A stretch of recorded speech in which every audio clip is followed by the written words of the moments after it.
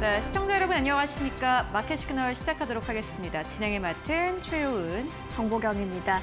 오늘 시장은 코스피발 툼의 반도체 패닉셀이 촉발된 하루였습니다. 글로벌 기술주와 반도체주들이 급락하면서 오늘 나스닥 가장 강하게 빠졌고요. 필라델피아 반도체 지수도 급락을 하는 하루였습니다. 네, 어제 또 코스피와 코스닥도 역시나 마찬가지로 엄청난 충격을 받았죠. 어제 코스피는 하루 만에 9.99% 넘게 내리면서 거래 마감했고 삼성전자, SK하이닉스 12% 넘게 하락했습니다. 이게 한국 증시만의 문제는 아니었습니다. 일본에서는 키옥시아가 또 15% 넘게 하락을 했고 대만에서도 관련주들이 일제히 급락을 했습니다. 오늘 좀 그래도 저가 매수에 대한 기대를 가져볼 법했는데 또 한 가지 뉴스가 나왔습니다. 한국이 MSCI 선진국 지수 워치리스트 등재가 불발됐다라는 보도가 나왔는데요. 여기에 또 외환시장 개방이라는 어쨌든 간에 약간의 좀 우리가 가져가야 되는 숙제가 있지 않을까 하는 생각이 듭니다. 일단 조목조목 아마 리스트가 나왔을 텐데 관련된 뉴스 나올 때마다 계속해서 전해드리도록 하겠습니다. 네, 시장에 대한 우려감이 좀 많으실 것 같은데요. 이슈들과 우리에게 보내는 시그널 저희와 지금부터 확인해 보도록 하시죠. 저와 함께 뉴욕 증시 3대 지수의 마감 상황부터 만나보도록 하겠습니다. 네, 뉴욕 증시 주요 3대 지수 마감 상황 살펴보겠습니다. 일단 유가는 하락세를 이어가면서 3대 지수가 일제히 하락했습니다만 다우 지수는 그 낙폭이 가장 적었습니다. 0.09% 하락하면서 약보합권에서 마감했고요. 오늘 글로벌 기술주와 반도체주들의 급락이 나스닥의 2%대 하락을 만든 하루였습니다. S&P 500도 1.44% 내리면서 3대 지수는 일제히 약세를 보인 하루였습니다. 이어서 유가의 움직임도 확인을 해보시죠. 일단 중동 리스크가 완화되면서 국제 유가는 하락 흐름이 이어가고 있습니다. WTI가 0.68% 빠지면서 배럴당 73달러 선에서 거래가 됐고요. 오늘 뉴욕 증시를 흔든 건 반도체였습니다. 필라델피아 반도체 지수가 7.87% 빠지면서 급락하는 모습으로 마감을 했습니다. 오늘 시장에 있었던 이슈들, 마켓 무버 이슈로 지금부터 하나씩 정리를 해보도록 하겠습니다. 자, 일단 마이크론 쇼크로 AI 랠리가 급제동이 걸렸습니다. 메모리 공급 과잉에 대한 공포감이 확산됐다라는 주제로 이야기를 준비해봤는데 지금부터 자세하게 한번 살펴보시죠. 오늘 시장이 사실상 반도체 쇼크 장세였다고 할 수 있겠습니다. 필라델피아 반도체 지수 앞서 살펴보신 것처럼 8% 가까이 하락을 했는데요. 오늘 이 시장의 하락을 주도했던 건 마이크론이 13% 폭락을 했던 겁니다. 그리고 어제 우리 시장에서도 삼성전자와 SK하이닉스 12%대 동반 하락을 했고요. 마이크론뿐만 아니라 엔비디아, 브로드컴, AMD, 인텔, 퀄컴 이 반도체주 쪽으로는 모두 동반 급락하는 모습을 확인해 볼 수 있는 오늘 시장이었습니다. 이어서 살펴보도록 하시죠. 시장이 어떤 부분을 가장 걱정했을지 준비를 했는데요. 첫 번째로 메모리 공급 과잉에 대한 가능성입니다. 마이크론이 2026년 설비 투자를 250억 달러 이상으로 계획을 하고 있습니다. SK하이닉스는 연간 투자 규모를 약 270억 달러 수준으로 전망을 했고요. 여기에 삼성전자도 공격적인 증설 기조를 유지하고 있죠. 이렇게 메모리 3사의 연간 투자 규모가 750억 달러 이상인 건데요. 한편 신규 팹의 완공 시점은 2027년에서 2028년 사이로 전망이 되고 있습니다. 그래서 시장은 그때도 AI 수요가 지금처럼 강할까라는 의문을 제기하고 있습니다. 이어서 시장이 걱정하는 두 번째 포인트도 한번 만나보도록 하겠습니다. 바로 AI 투자 피크아웃에 대한 우려입니다. 아마존, 마이크로소프트, 알파벳 이런 하이퍼스케일러 기업들의 AI 투자 규모가 올해 6천억 달러 이상인 것으로 알려져 있는데요. 문제는 이 투자들이 실제 수익으로 연결이 되는지 그리고 내년 이후에도 같은 규모의 투자가 가능할지라는 의문이 확대되고 있다는 부분입니다. 그리고 시장은 무엇보다 마이크론 실적에 대한 경계감을 드러내고 있습니다. 현지 시간으로 6월 24일 장 마감 후에 실적이 발표됩니다. 우리 시간으로는 이제 내일 아침에 저희가 방송에서 전해드릴 텐데요. 최근 1년간 AI 수혜 기대 속에 급등했던 마이크론이죠. 실적 발표를 앞두고 차익 실현 매물이 집중되는 흐름이 이어졌습니다.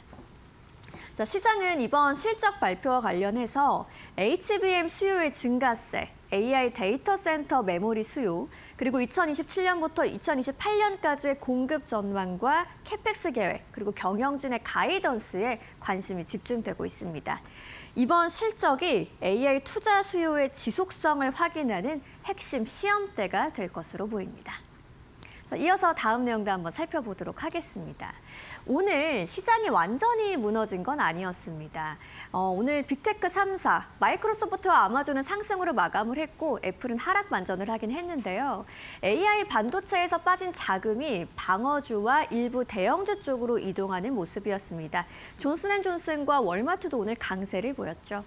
결국 시장 전체가 붕괴된 건 아니고요. AI와 반도체 중심으로 조정을 받은 하루였습니다. 위험 회피 장세였던 건 맞지만 금융위기식 투매가 일어난 건 아니었습니다. 그리고 오늘 발표된 경제 지표도 이 분위기에 좀 영향을 미쳤다고 볼 수 있겠습니다. 미국의 6월 S&P PMI, 제조업과 서비스업 함께 발표가 됐는데요.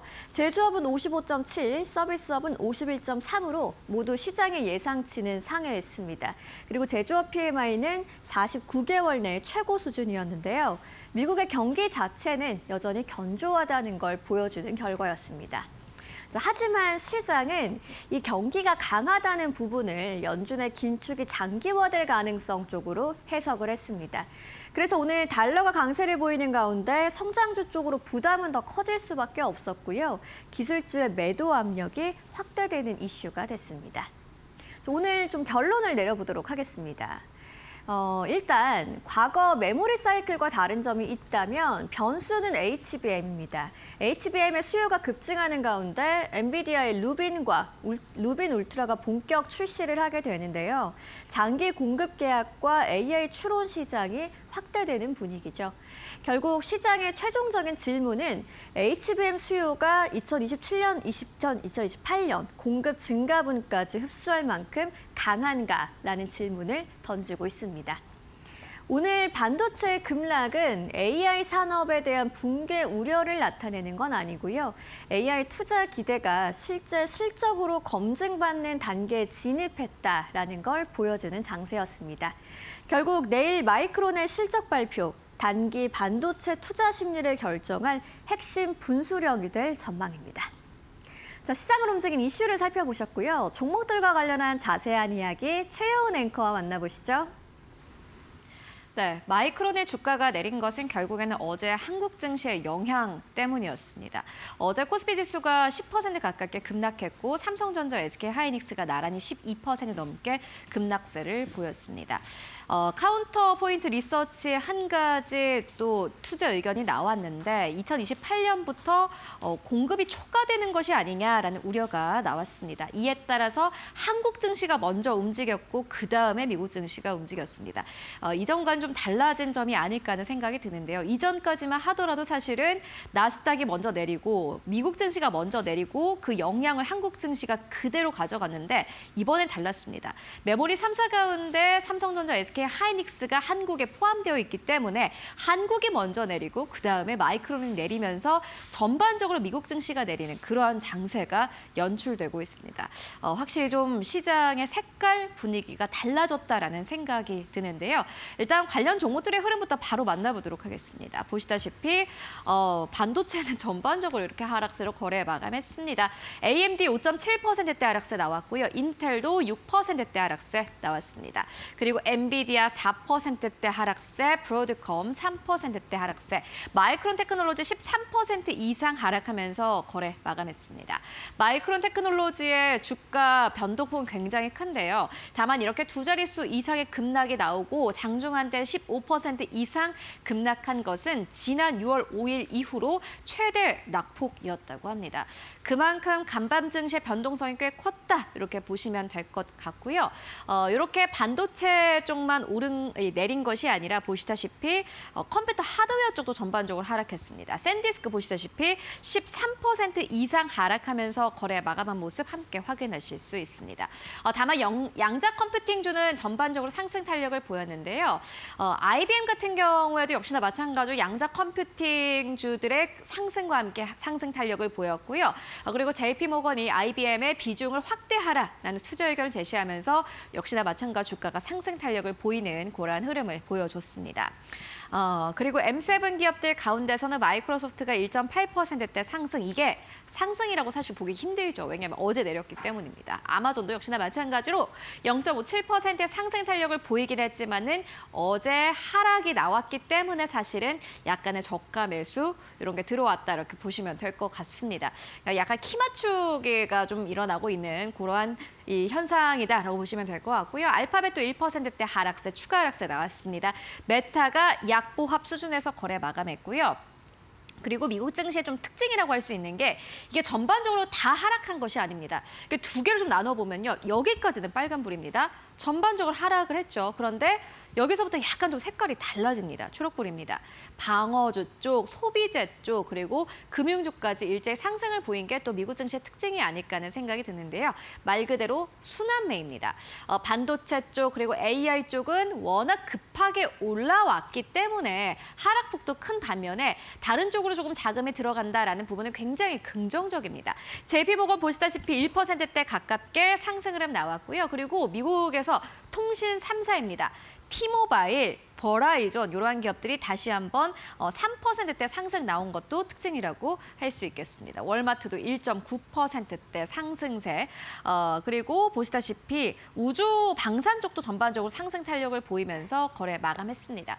일단 시장 자체는 하락세로 거래 마감했지만 그럼에도 불구하고 약간의 순환매가 나온다라는 것은 시장의 또 다른 특징이라고 할 수 있겠습니다. 그렇다면은 간밤 증시의 세 가지 특징주 함께 만나보도록 하겠습니다. 오늘 첫 번째 특징주는 마이크론이 되지 않을까 싶은데요. 마이크론이 실적 발표를 앞두고 사실 우려가 커지고 있습니다. 카운터포인트 리서치가 보고서를 냈습니다. 2028년부터 아마 공급 초과에 대한 좀 우려를 해볼 법하다.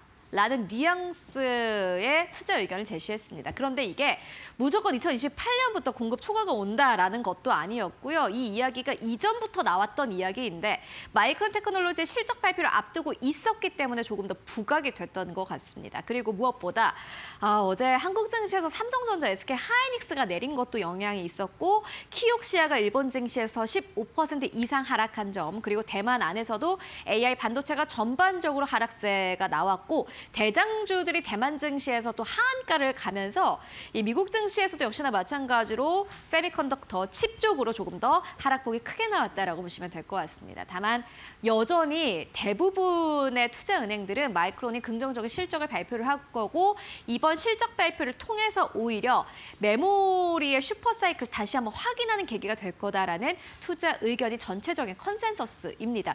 주가 반등할 수 있을지 함께 확인해 보시는 게 중요해 보입니다. 다만 변동성은 염두에 두셔야 될 것 같고요.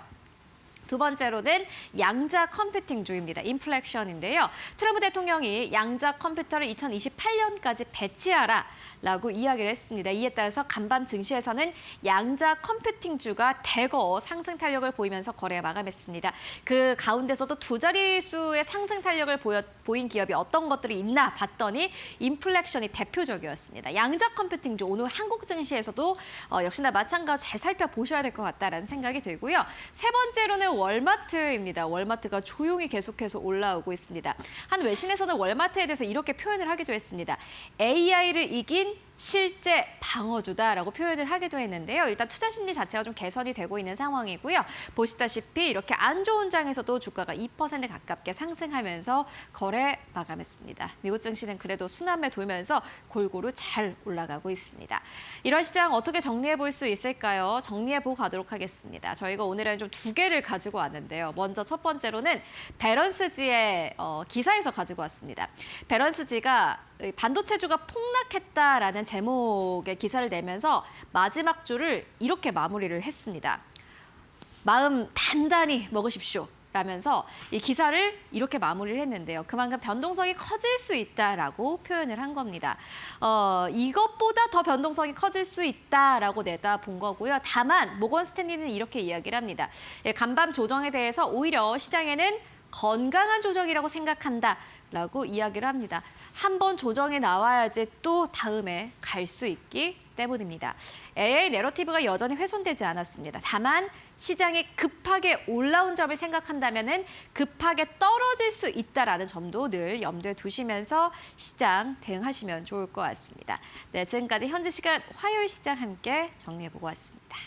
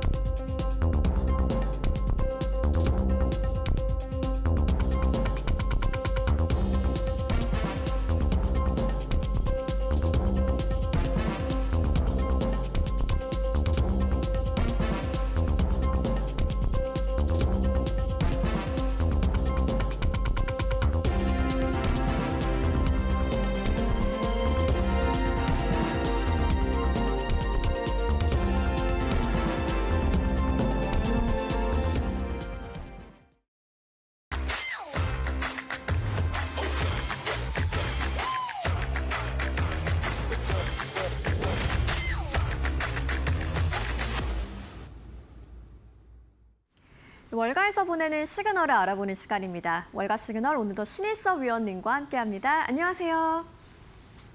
네, 뉴욕 증시 마감 상황 이야기부터 해보도록 하겠습니다. 한마디로 반도체 패닉셀이 강하게 나타났던 하루였습니다. 나스닥 2%대 하락하고 필라델피아 반도체 지수 7%대 급락을 했는데 위원님께서 시장 상황 어떻게 보셨나요? 근데 이대로는 계속 갈 수는 없습니다. 주식 시장이란 게 이렇게 고지고대로 뻗어가지고 한없이 갈 수가 없어요. 기간 조정도 나온 적이 없고 가격 조정도 나온 적이 없습니다. 가파르게 가격 조정이 나오던가 아니면 조금씩 가격 조정을 하면서 기간 조정이 나오던가 둘 중에 하나는 나와야 되거든요. 이렇게 이격 조정 없이 그대로 뻗다가는 더욱더 큰 폭락이 있을 뿐입니다. 네. 그렇기 때문에 계속해서 목표 주가 상향 보고서가 나오는 동안 타이밍을 잡는 기술적 얘기들을 많이 드렸는데 지금 네. 엄청나게 과열권이거든요. 네. 그렇기 때문에 그런 과열을 시키기 위해서 조정이 필수입니다. 그렇기 때문에 이제 조정이 나오기 시작했으니까 이제 다른 악재들이라고 안 보였던 것들 다 악재로 작용하겠죠. 이제 또 뭐 이란 호르무즈 해협 봉쇄 수수료 부과에 트럼프의 대공황 발언에 그게 또 악재로 작용하겠죠. 이게 떨어지니까 그런 거예요. 네. 여러분들 잘 생각을 해보세요. 올라가면 올라가는 핑계를 대고 내려가면 내려가는 핑계를 찾기 마련이에요. 그냥 어제 조정을 했기 때문에 조정을 받은 핑계를 찾기 위해 여러 가지 붙일 뿐입니다. 여러분들 심리에는 아무 변화가 없기를 바랍니다. 네, 알겠습니다. 워낙 좀 가파르게 상승하고 있었고 과열권에 있었던 시장이기 때문에 좀 조정이 필수적이었던 시점이 온 것 같다라고 이야기를 해주셨습니다. 그렇다면 월가에선 우리에게 어떤 시그널을 보내고 있을지 키워드로 바로 확인해 보시죠.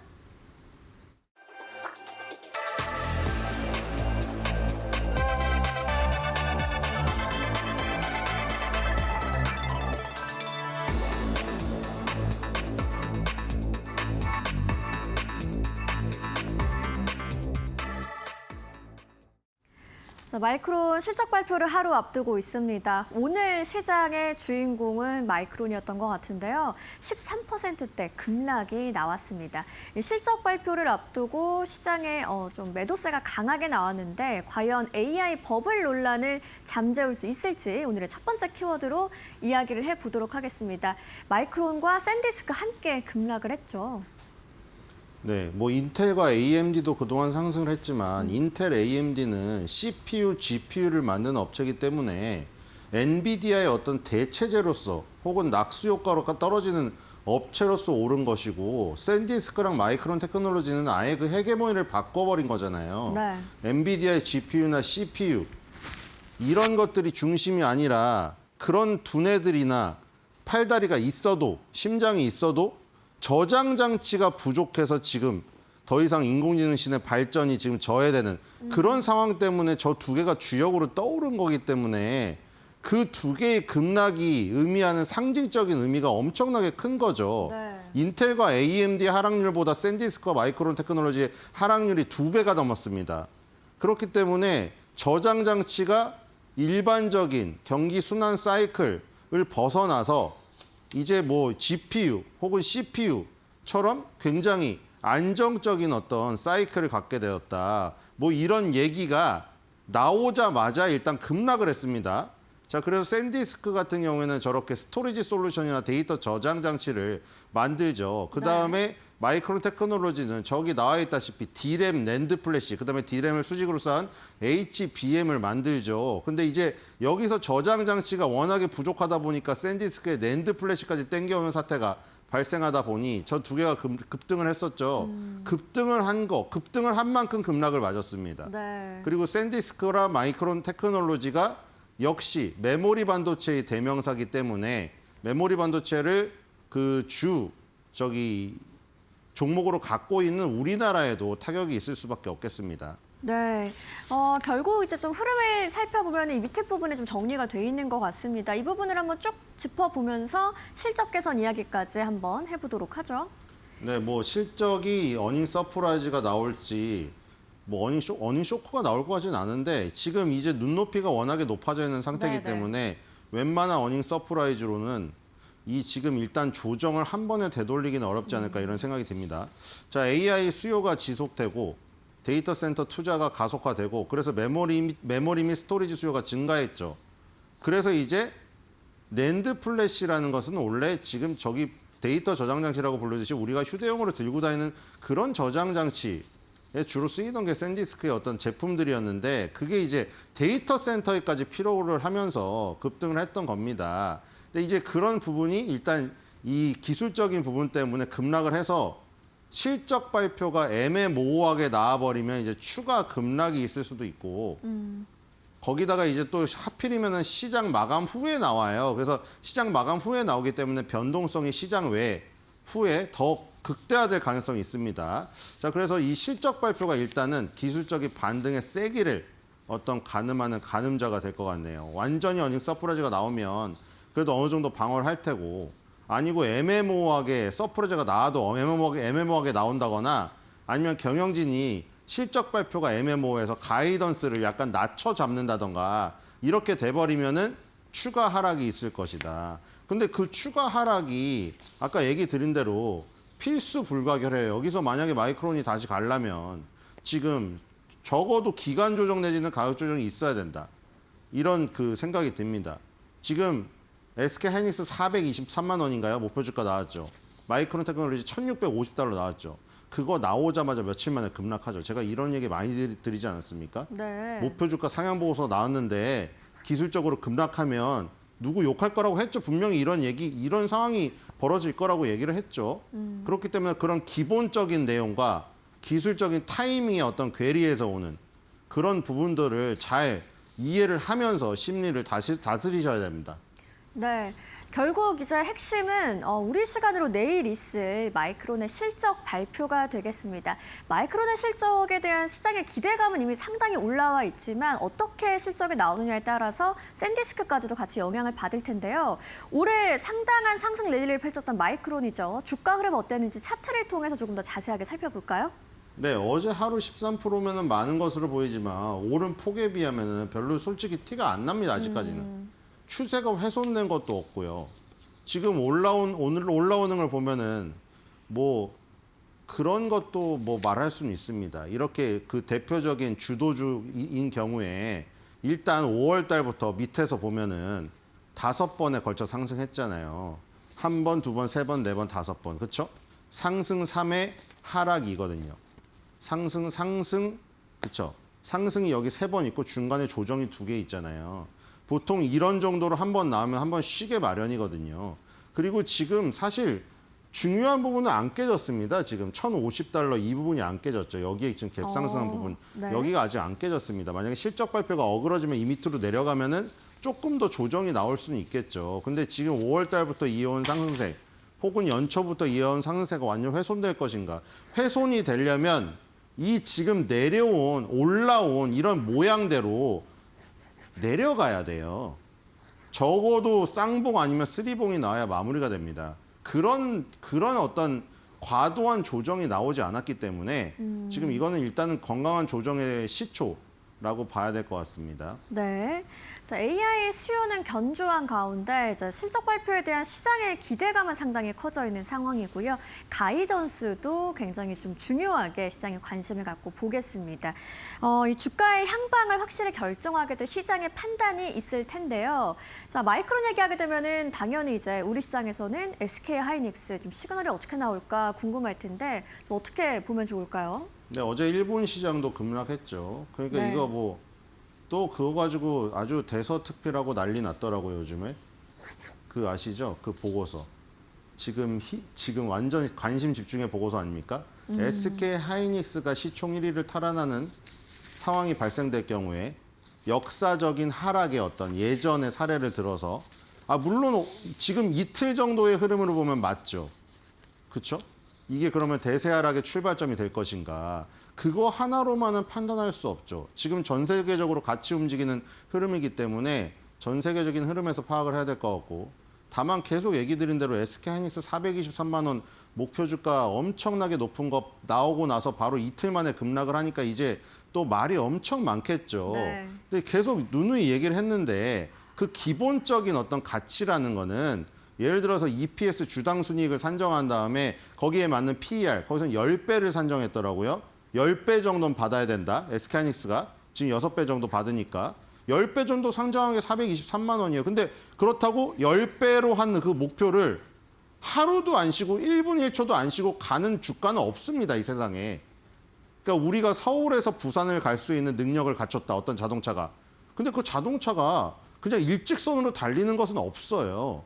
그 중간중간에 휴게소도 들릴 것이고 사고가 날 수도 있을 것이고 근데 그 목표 지점으로 가는 어떤 가치를 갖고 있다. 그 얘기를 거기서 하는 거고 거기까지 가는 길에는 여러 어떤 애로사항이 있겠죠. 난관이 있고 그런 것들에 대한 판단은 여러분들이 내리셔야지 그 판단을 잘못해서 타이밍을 잘못 재가지고 예를 들어 지금 같은 경우에 레버리지를 과도하게 쓴다던가 아니면 지금 금강 원장님도 후회를 하고 계신다던데 레버리지 ETF가 출시되어서 거기 또 엄청나게 달려들지 않았습니까? 신상품 출시됐다고 자산운용사도 엄청나게 홍보 영업을 했고요.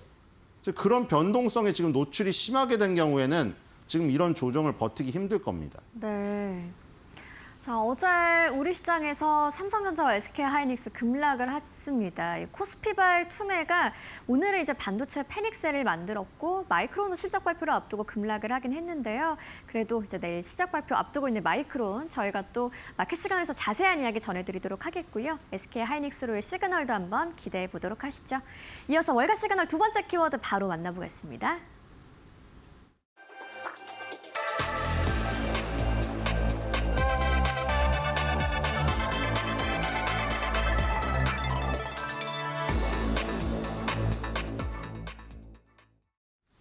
월가 시그널 두 번째 키워드로 테슬라 이야기를 해보도록 하겠습니다. 테슬라의 본질인 전기차 사업과 관련한 부분부터 다음 또 이슈는 어떤 게 될지까지 이야기 나눠보도록 하겠습니다. 6년 연속 미국산 자동차 부문에서 1위를 했다는 일단 좋은 이야기가 먼저 준비가 돼 있네요. 사실 지금 자동차는 잘 팔고 있어요. 지금 우리나라 뉴스도 보셨나요? 지금 테슬라가 다 휩쓸어서 현대차, 기아차가 상위에서 없어졌어요, 여러분들. 그렇죠. 그래서 그 국내차를 외면하고 있다 이런 네. 타이틀 달고 뉴스 많이 나왔거든요. 지금 미국에서도 지금 테슬라 모델 3가 지금 퍼스트단 미국산 메이드 인덱스 여기서 1위를 지금 수상했거든요. 뒤에 보면은 포드나 혼다도 있죠. 다 눌려 있습니다, 지금. 네. 거기에 테슬라 모델 Y도 있어요. 저기 3위에. 자, 그런데 지금 문제는 계속 얘기가 나오고 있는 거는 스페이스X랑 합병하냐 마냐 얘기만 나오고 있거든요. 그러니까 테슬라가 저번에 본 대로 서학개미 분들 순매수 상위 1위에 있었던 저기 기간이 상당히 오래됐는데 어느 순간 사라져 버렸습니다. 네. 그러니까 그게 뭐냐면은 자기보다 더욱더 스포트라이트를 받는 존재가 나타나 버리면 시장이 그렇게 차갑게 바로 외면해 버린다는 거예요. 그러니까 스페이스X랑 합병이라도 해가지고 스포트라이트를 다시 받으려는 거죠. 왜냐하면 수급적인 측면에서 저기 굉장히 부족해지잖아요.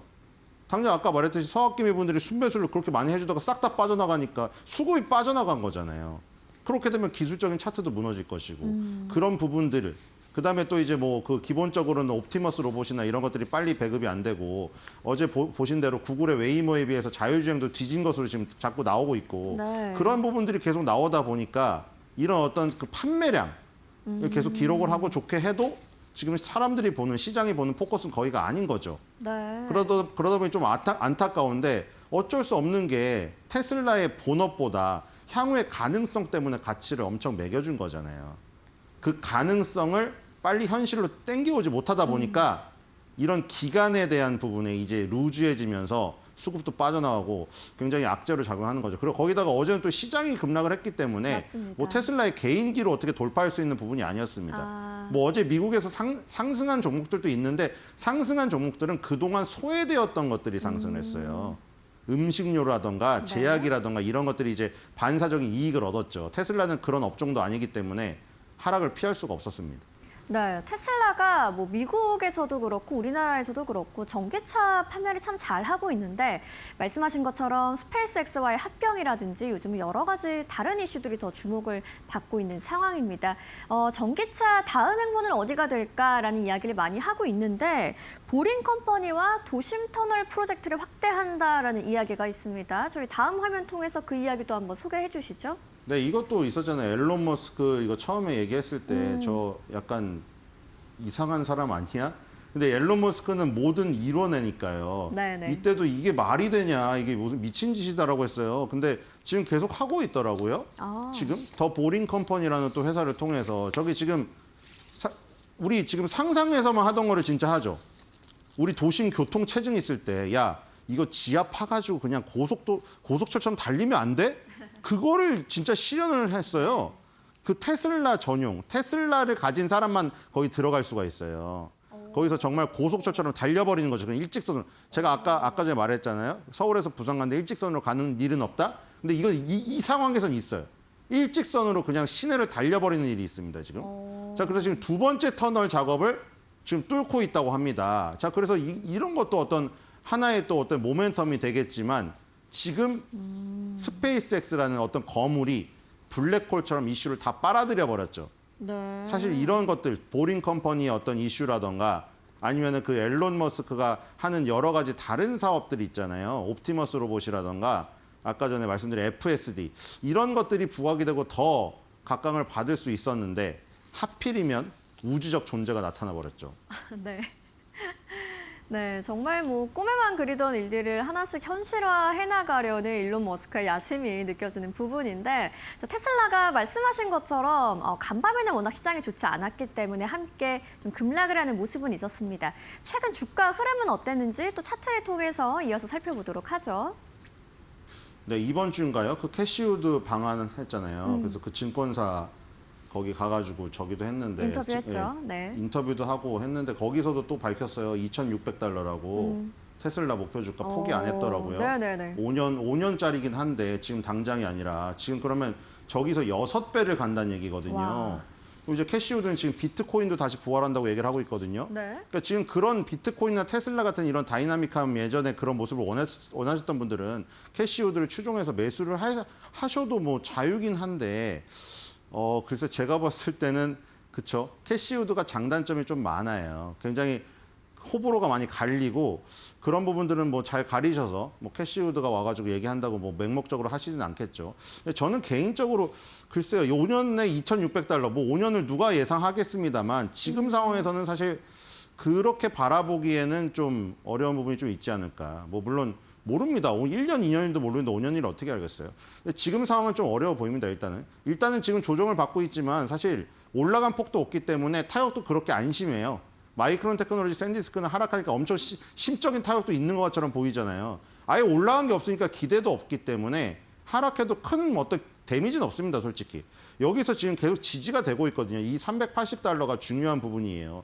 보시면은 380달러가 하락갭 상승갭이 굉장히 치열하게 저희 보시면 전투를 벌였던 그 자리입니다. 그래서 계속 여기 지지가 몇 번을 되고 있죠, 지금? 네. 이번 주에도 몇 번이 됐습니다. 저번 주부터 계속 여기서 꼬리가 달리고 있거든요. 여기가 무너지면 얘도 이제 360달러를 또 갔다 와야 되는 상황이죠. 그렇기 때문에 일단은 뭐 약간 지지를 받고 있지만 시장 상황에 따라서 테슬라도 조금 더 밑으로 조정받을 수도 있다. 이런 생각이 듭니다. 네, 테슬라에 대한 월가의 의견은 항상 좀 상당히 엇갈리는 것 같습니다.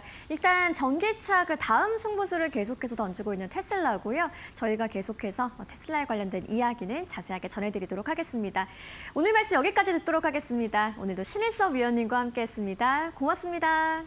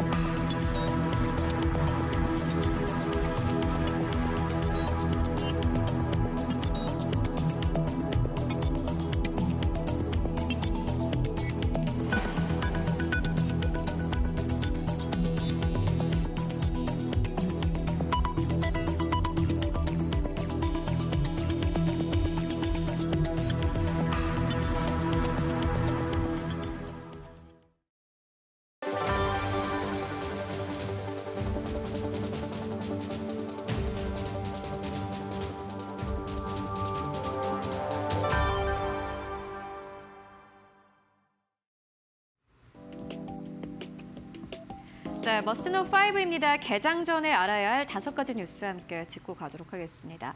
어제 한국 증시에서 삼성전자, SK하이닉스가 나란히 12% 넘게 급락한 가운데 이 한국 증시의 영향을 미국 증시가 그대로 받았습니다. 마이크론 테크놀로지는 장중한 때는 14% 이상의 하락세를 보였고요. 일단 반도체주 전반적으로 투매가 나왔습니다. 자세하게 만나보시죠.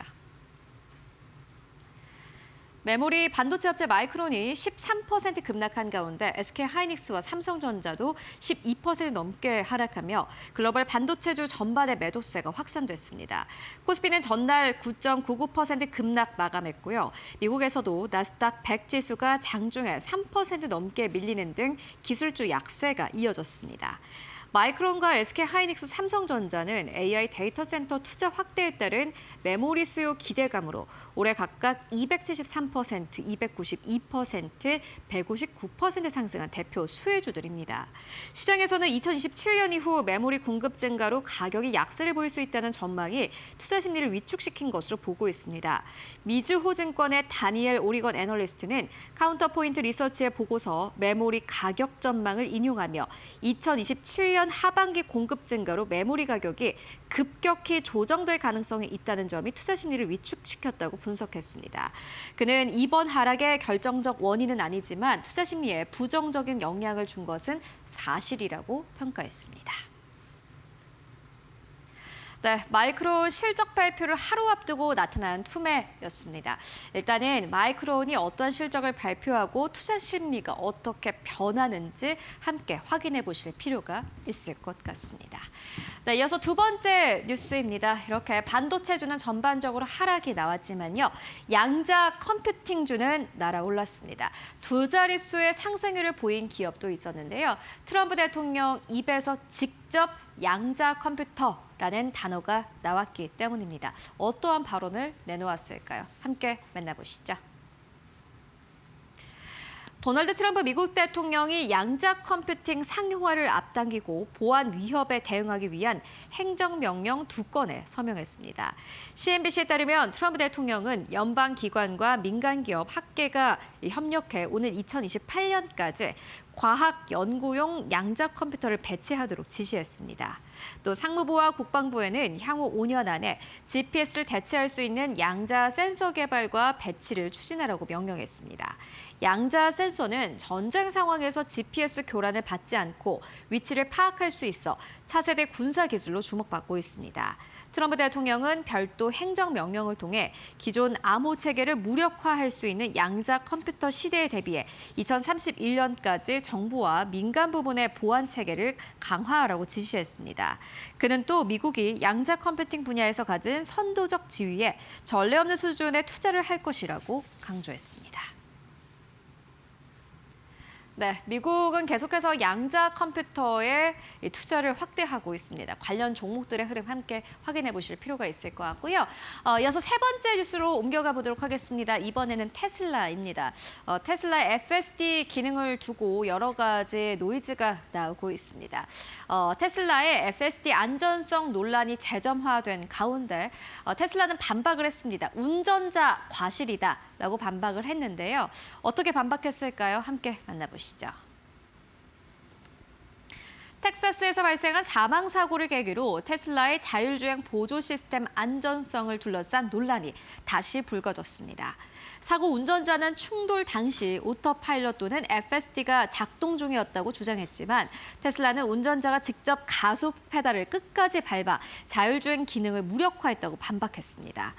미국 고속도로 교통안전국과 현지 수사당국은 현재 사고 원인에 대한 조사에 착수한 상태입니다. 일론 머스크 CEO는 FSD는 주택가에서 저속으로 주행한다며 이번 사고가 자율주행 시스템 때문이라는 주장에 선을 그었습니다. 테슬라 측은 차량 데이터 분석 결과 사고 당시 차량 속도가 시속 117km까지 올라갔고 충돌 이후에도 가속 페달이 눌러 있었다고 설명했습니다. 테슬라는 과거 유사 사고에서도 운전자 과실이 확인된 사례가 있었다며 이번 조사에도 적극 협조하겠다고 밝혔습니다. 네, 테슬라의 주가 향방 함께 확인해 보실 필요가 있을 것 같습니다. 테슬라의 FSD는 사실상 테슬라의 주가를 결정하는 굉장히 중요한 요소이기 때문입니다. 이어서 네 번째 뉴스로 옮겨가 보도록 하겠습니다. 좀 아쉬운 소식인데요. 약 1시간 전쯤에 들려온 소식입니다. 한국 증시가 모건 스탠리 이 인터내셔널 지수, 선진 지수에 관찰 대상국 등재 불발됐다라는 소식이 있었는데요. 역시나 외환 시장이 아쉬웠습니다. 자세한 내용 함께 만나보도록 하겠습니다. 한국 증시 MSCI 선진국 지수 편입을 위한 관찰 대상국 등재가 올해도 불발됐습니다. MSCI는 연례 국가별 시장 분류에서 한국을 기존과 같은 신흥국 시장으로 유지한다고 발표했습니다. MSCI는 외환 시장 접근성과 투자 편의성 측면에서 글로벌 투자자들이 여전히 제약을 느끼고 있다고 설명했습니다. 특히 원화의 역외 거래가 제한적이고 연장된 외환시장 거래 시간에도 유동성이 충분하지 않다고 지적했습니다. 또 공매도 제도 개선에도 불구하고 시장 참가자들이 여전히 상당한 실무적 부담을 겪고 있다는 평가도 내놓았습니다. MSCI는 추가 개혁 이행 상황과 제도의 실효성을 더 지켜볼 필요가 있다고 밝혔습니다. 이에 따라 한국 증시의 MSCI 선진국 지수 편입 논의는 빨라야 내년 6월 이후에 가능할 전망입니다. 네, 이에 따른 한국 증시의 영향 함께 체크해 보실 필요가 있을 것 같습니다. 네, 이어서 마지막 뉴스로 옮겨가 보도록 하겠습니다. 어제 한국 증시가 급락했습니다. 코스피가 10% 가깝게 급락하면서 거래를 마감을 했는데요. 이를 두고 증권가의 여러 가지 의견들 나오고 있습니다. 증권가에서는 어떠한 이야기를 하나 봤더니 저희가 NH투자증권과 하나증권의 리포트를 좀 정리를 해봤는데요. 이번 급락은 차익 실현이었다. 라는 평가가 있었고요. 또 다른 한편으로는 시총이 이렇게 역전되는 것은 시장의 과열 신호다라는 투자 의견도 있었습니다. 자세하게 만나보시죠. 네, 코스피가 23일 10% 가깝게 급락하며 서킷 브레이커까지 발동한 가운데 증권가에서는 이번 조정을 두고 엇갈린 진단이 나오고 있습니다. NH투자증권은 최근 주가 급등에 따른 차익 실현 매물이 출회된 영향이 크다며 금리 인상 우려와 마이크론 실적 발표를 앞둔 경계심도 시장에 부담을 줬다고 분석했습니다. 다만 국내 반도체 기업들의 실적 전망은 계속 상향되고 있다며 시장의 기초 체력은 여전히 견조하다고 평가했습니다. 특히 이번 조정은 펀더멘털 악화가 아닌 이 반도체를 중심으로 한 중기 상승 흐름은 유효하다고 전망했습니다. 반면 하나증권은 시장 과열 여부를 판단할 수 있는 지표로 삼성전자와 SK하이닉스의 시가총액 순위에 주목했습니다. 하나증권은 SK하이닉스가 삼성전자를 제치고 시가총액 1위에 오르는 시점이 강세장 종료 신호가 될 수 있다고 분석했습니다. 실적 개선 속도보다 주가 상승 속도가 더 빨라 시가총액 순위가 뒤바뀐다면 과도한 기대가 반영된 결과일 수 있다는 설명입니다. 증권가에서는 단기 변동성 확대는 불가피하다는데 공감하면서도 이번 조정을 상승 추세 속 숨고르기로 볼지 과열 신호로 볼지를 두고 의견은 엇갈리고 있습니다. 네, 일단 오늘 한국 증시는 사실 호재보다는 악재가 더 많은 상황입니다. 시장의 주가 상황 함께 체크해 보실 필요가 있을 것 같습니다. 지금까지 머스트 노우 5와 함께 알아보고 왔습니다.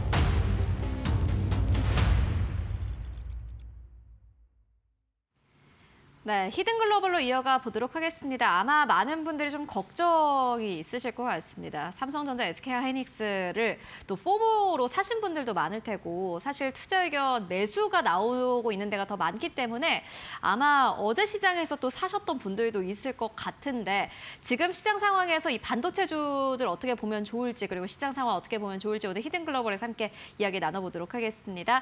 네, 조우진 대표 모셨습니다. 안녕하십니까, 대표님? 예, 안녕하세요. 네, 대표님 어제 시장 어떻게 보셨어요? 예, 어제 처음에 좀 이렇게 하락을 하다가 네. 이제 하락폭이 점점 깊어지다 보니까 그 마지막에 종가를 확인했더니 무려 이제 10% 넘게 12% 정도 두 종목이 삼성전자, SK하이닉스 모두 하락을 했습니다. 그래서 관련돼서 이제 블룸버그가 보도를 했는데 이 부분을 좀 이렇게 자세히 살펴보도록 하겠습니다. 네, 알겠습니다. 오늘 좀 시장이 약간 어려워서 그런지 약간 좀 풀이 죽어 계신 것 같은 그런 느낌이 드는데요. 그래요? 네. 저는 뭐 별 차이는 없다고 아, 생각했는데. 그러면 안 되는데. 네, 알겠습니다. 블룸버그의 보도를 가지고 왔습니다. 저희가 제목 그대로 가지고 왔어요. 예. 코스피가 급락을 했고 마이크론 테크놀로지의 실적 발표가 시험대가 될 것이다 라는 보도 가지고 와셨습니다. 일단은 뭐 조우진 대표님께서 아마 삼성전자, SK하이닉스 주가 하락에 대해서 더 자세하게 짚어주실 텐데 이 기사에는 어떤 내용이 담겼습니까? 예. 어제 일단 그 블룸버그가 제시한 이제 하락 요인으로 몇 가지가 있는데 그 중에 하나는 무엇이냐면 이제 그저께로 기억하는데 이찬진 금감원장이 2배 레버리지 ETF에 대해서 되게 부정적인 발언을 쏟아냈습니다. 이거는 결단코 막았어야 했는데 뭐라는 멘트까지 있었습니다. 그래서 그 이유도 어제 하락의 원인 중에 하나를 꼽았습니다. 왜냐하면 그렇게 이제 정책 당국자가 담당 당국자가 그렇게 부정적인 발언을 했다는 것은 시장에서는 위축될 수밖에 없고 그럼 매도로 돌아갈 수밖에 없으니까 레버리지를 매도하면은 레버리지가 사실은 제가 몇 번 말씀드렸지만 레버리지가 파생 상품입니다. 지금 2배 레버리지가 2배 레버리지 ETF가 그러면 파생 상품이라는 것은 무엇이냐? 만약에 레버리지가 12% 하락을 하면 원래는 이제 현물은 6% 하락을 해야 되지만 현물은 5%밖에 하락하지 않았어요. 1%를 강제적으로 맞춰버립니다. 어떻게 맞추냐? 뭐 옵션도 선물 옵션과 여러 가지 해가지고 강제적으로 맞춥니다. 이러다 보니까 어저께 2배 레버리지가 보다 더 이제 하락폭이 깊어지면 당연히 현물에도 이제 부정적으로 작동한다라고 볼 수가 있습니다. 이 부분은 이제 블룸버그가 짚었고요. 또 다르게 이제 짚은 부분 중 하나는 이제 우리가 다 주지하다시피 이제 연기금이 또 어저께 이제 그 대량 매도 금액을 쏟아냈습니다. 이 수급적인 관련해서 이따가 또 외국인과 관련해서 더 이따 자세히 말씀드리도록 하겠습니다.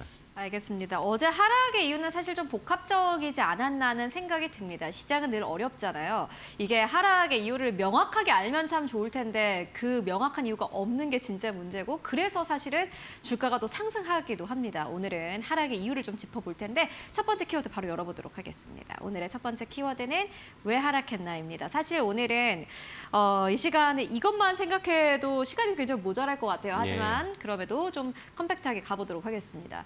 하락의 이유를 여러 가지 꼽을 수 있을 텐데 어떠한 부분을 먼저 좀 짚어볼 수 있을까요? 네. 그래서 아까 말씀드린 2배 레버리지 ETF에 대해서 시장이 이제 그 위축되면서 부정적으로 작동했다는 점이 첫 번째로 볼 수 있고 두 번째 네. 무엇이냐?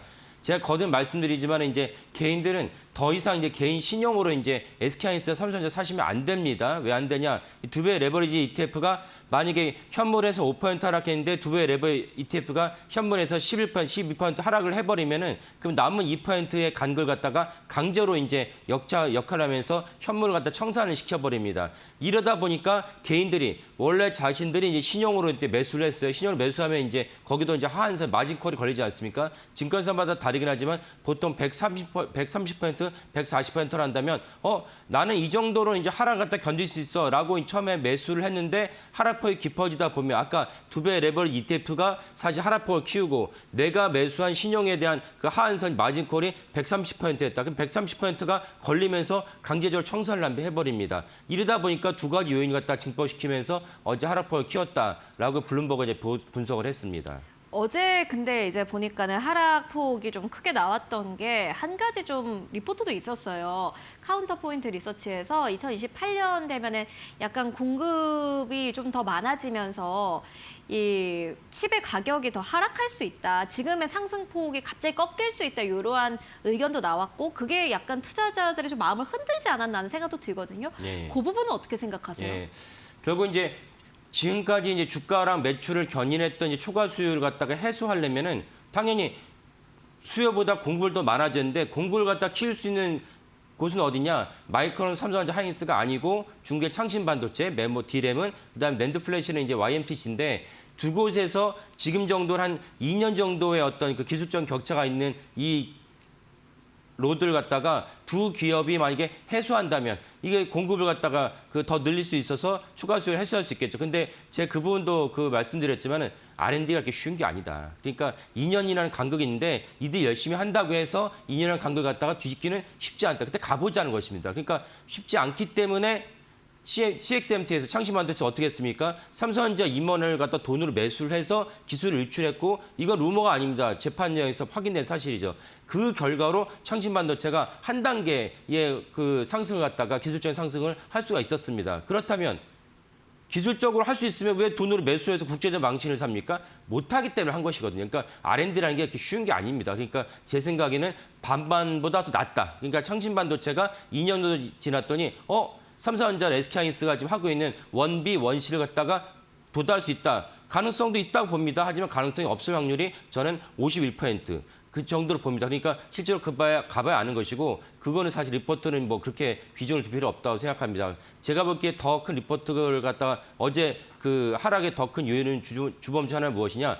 외국인들이 SK하이닉스만 보면 이건 뭐 HTS에 다 확인할 수 있으니까요. 맞아요, 수급이. 예, 3일간 무려 5조 6천억 원을 순매도했습니다. 순매도했다는 것은 무엇이냐? 외국인들 중에는 당연히 SK하이닉스를 매수한 세력도 있습니다. 매수한 세력도 있는데도 불구하고 5조 6천억 정도의 순매도를 했다는 것은 실제적으로 매도 금액이 한 7조 이상 있었을 것이다라고 추정할 수 있습니다. 그러면 외국인들이 왜 이렇게 순매도를 갖다가 3일간에 걸쳐서 많이 했느냐라고 본다면 여러 가지 이유가 있지만 그중 하나는 무엇이냐?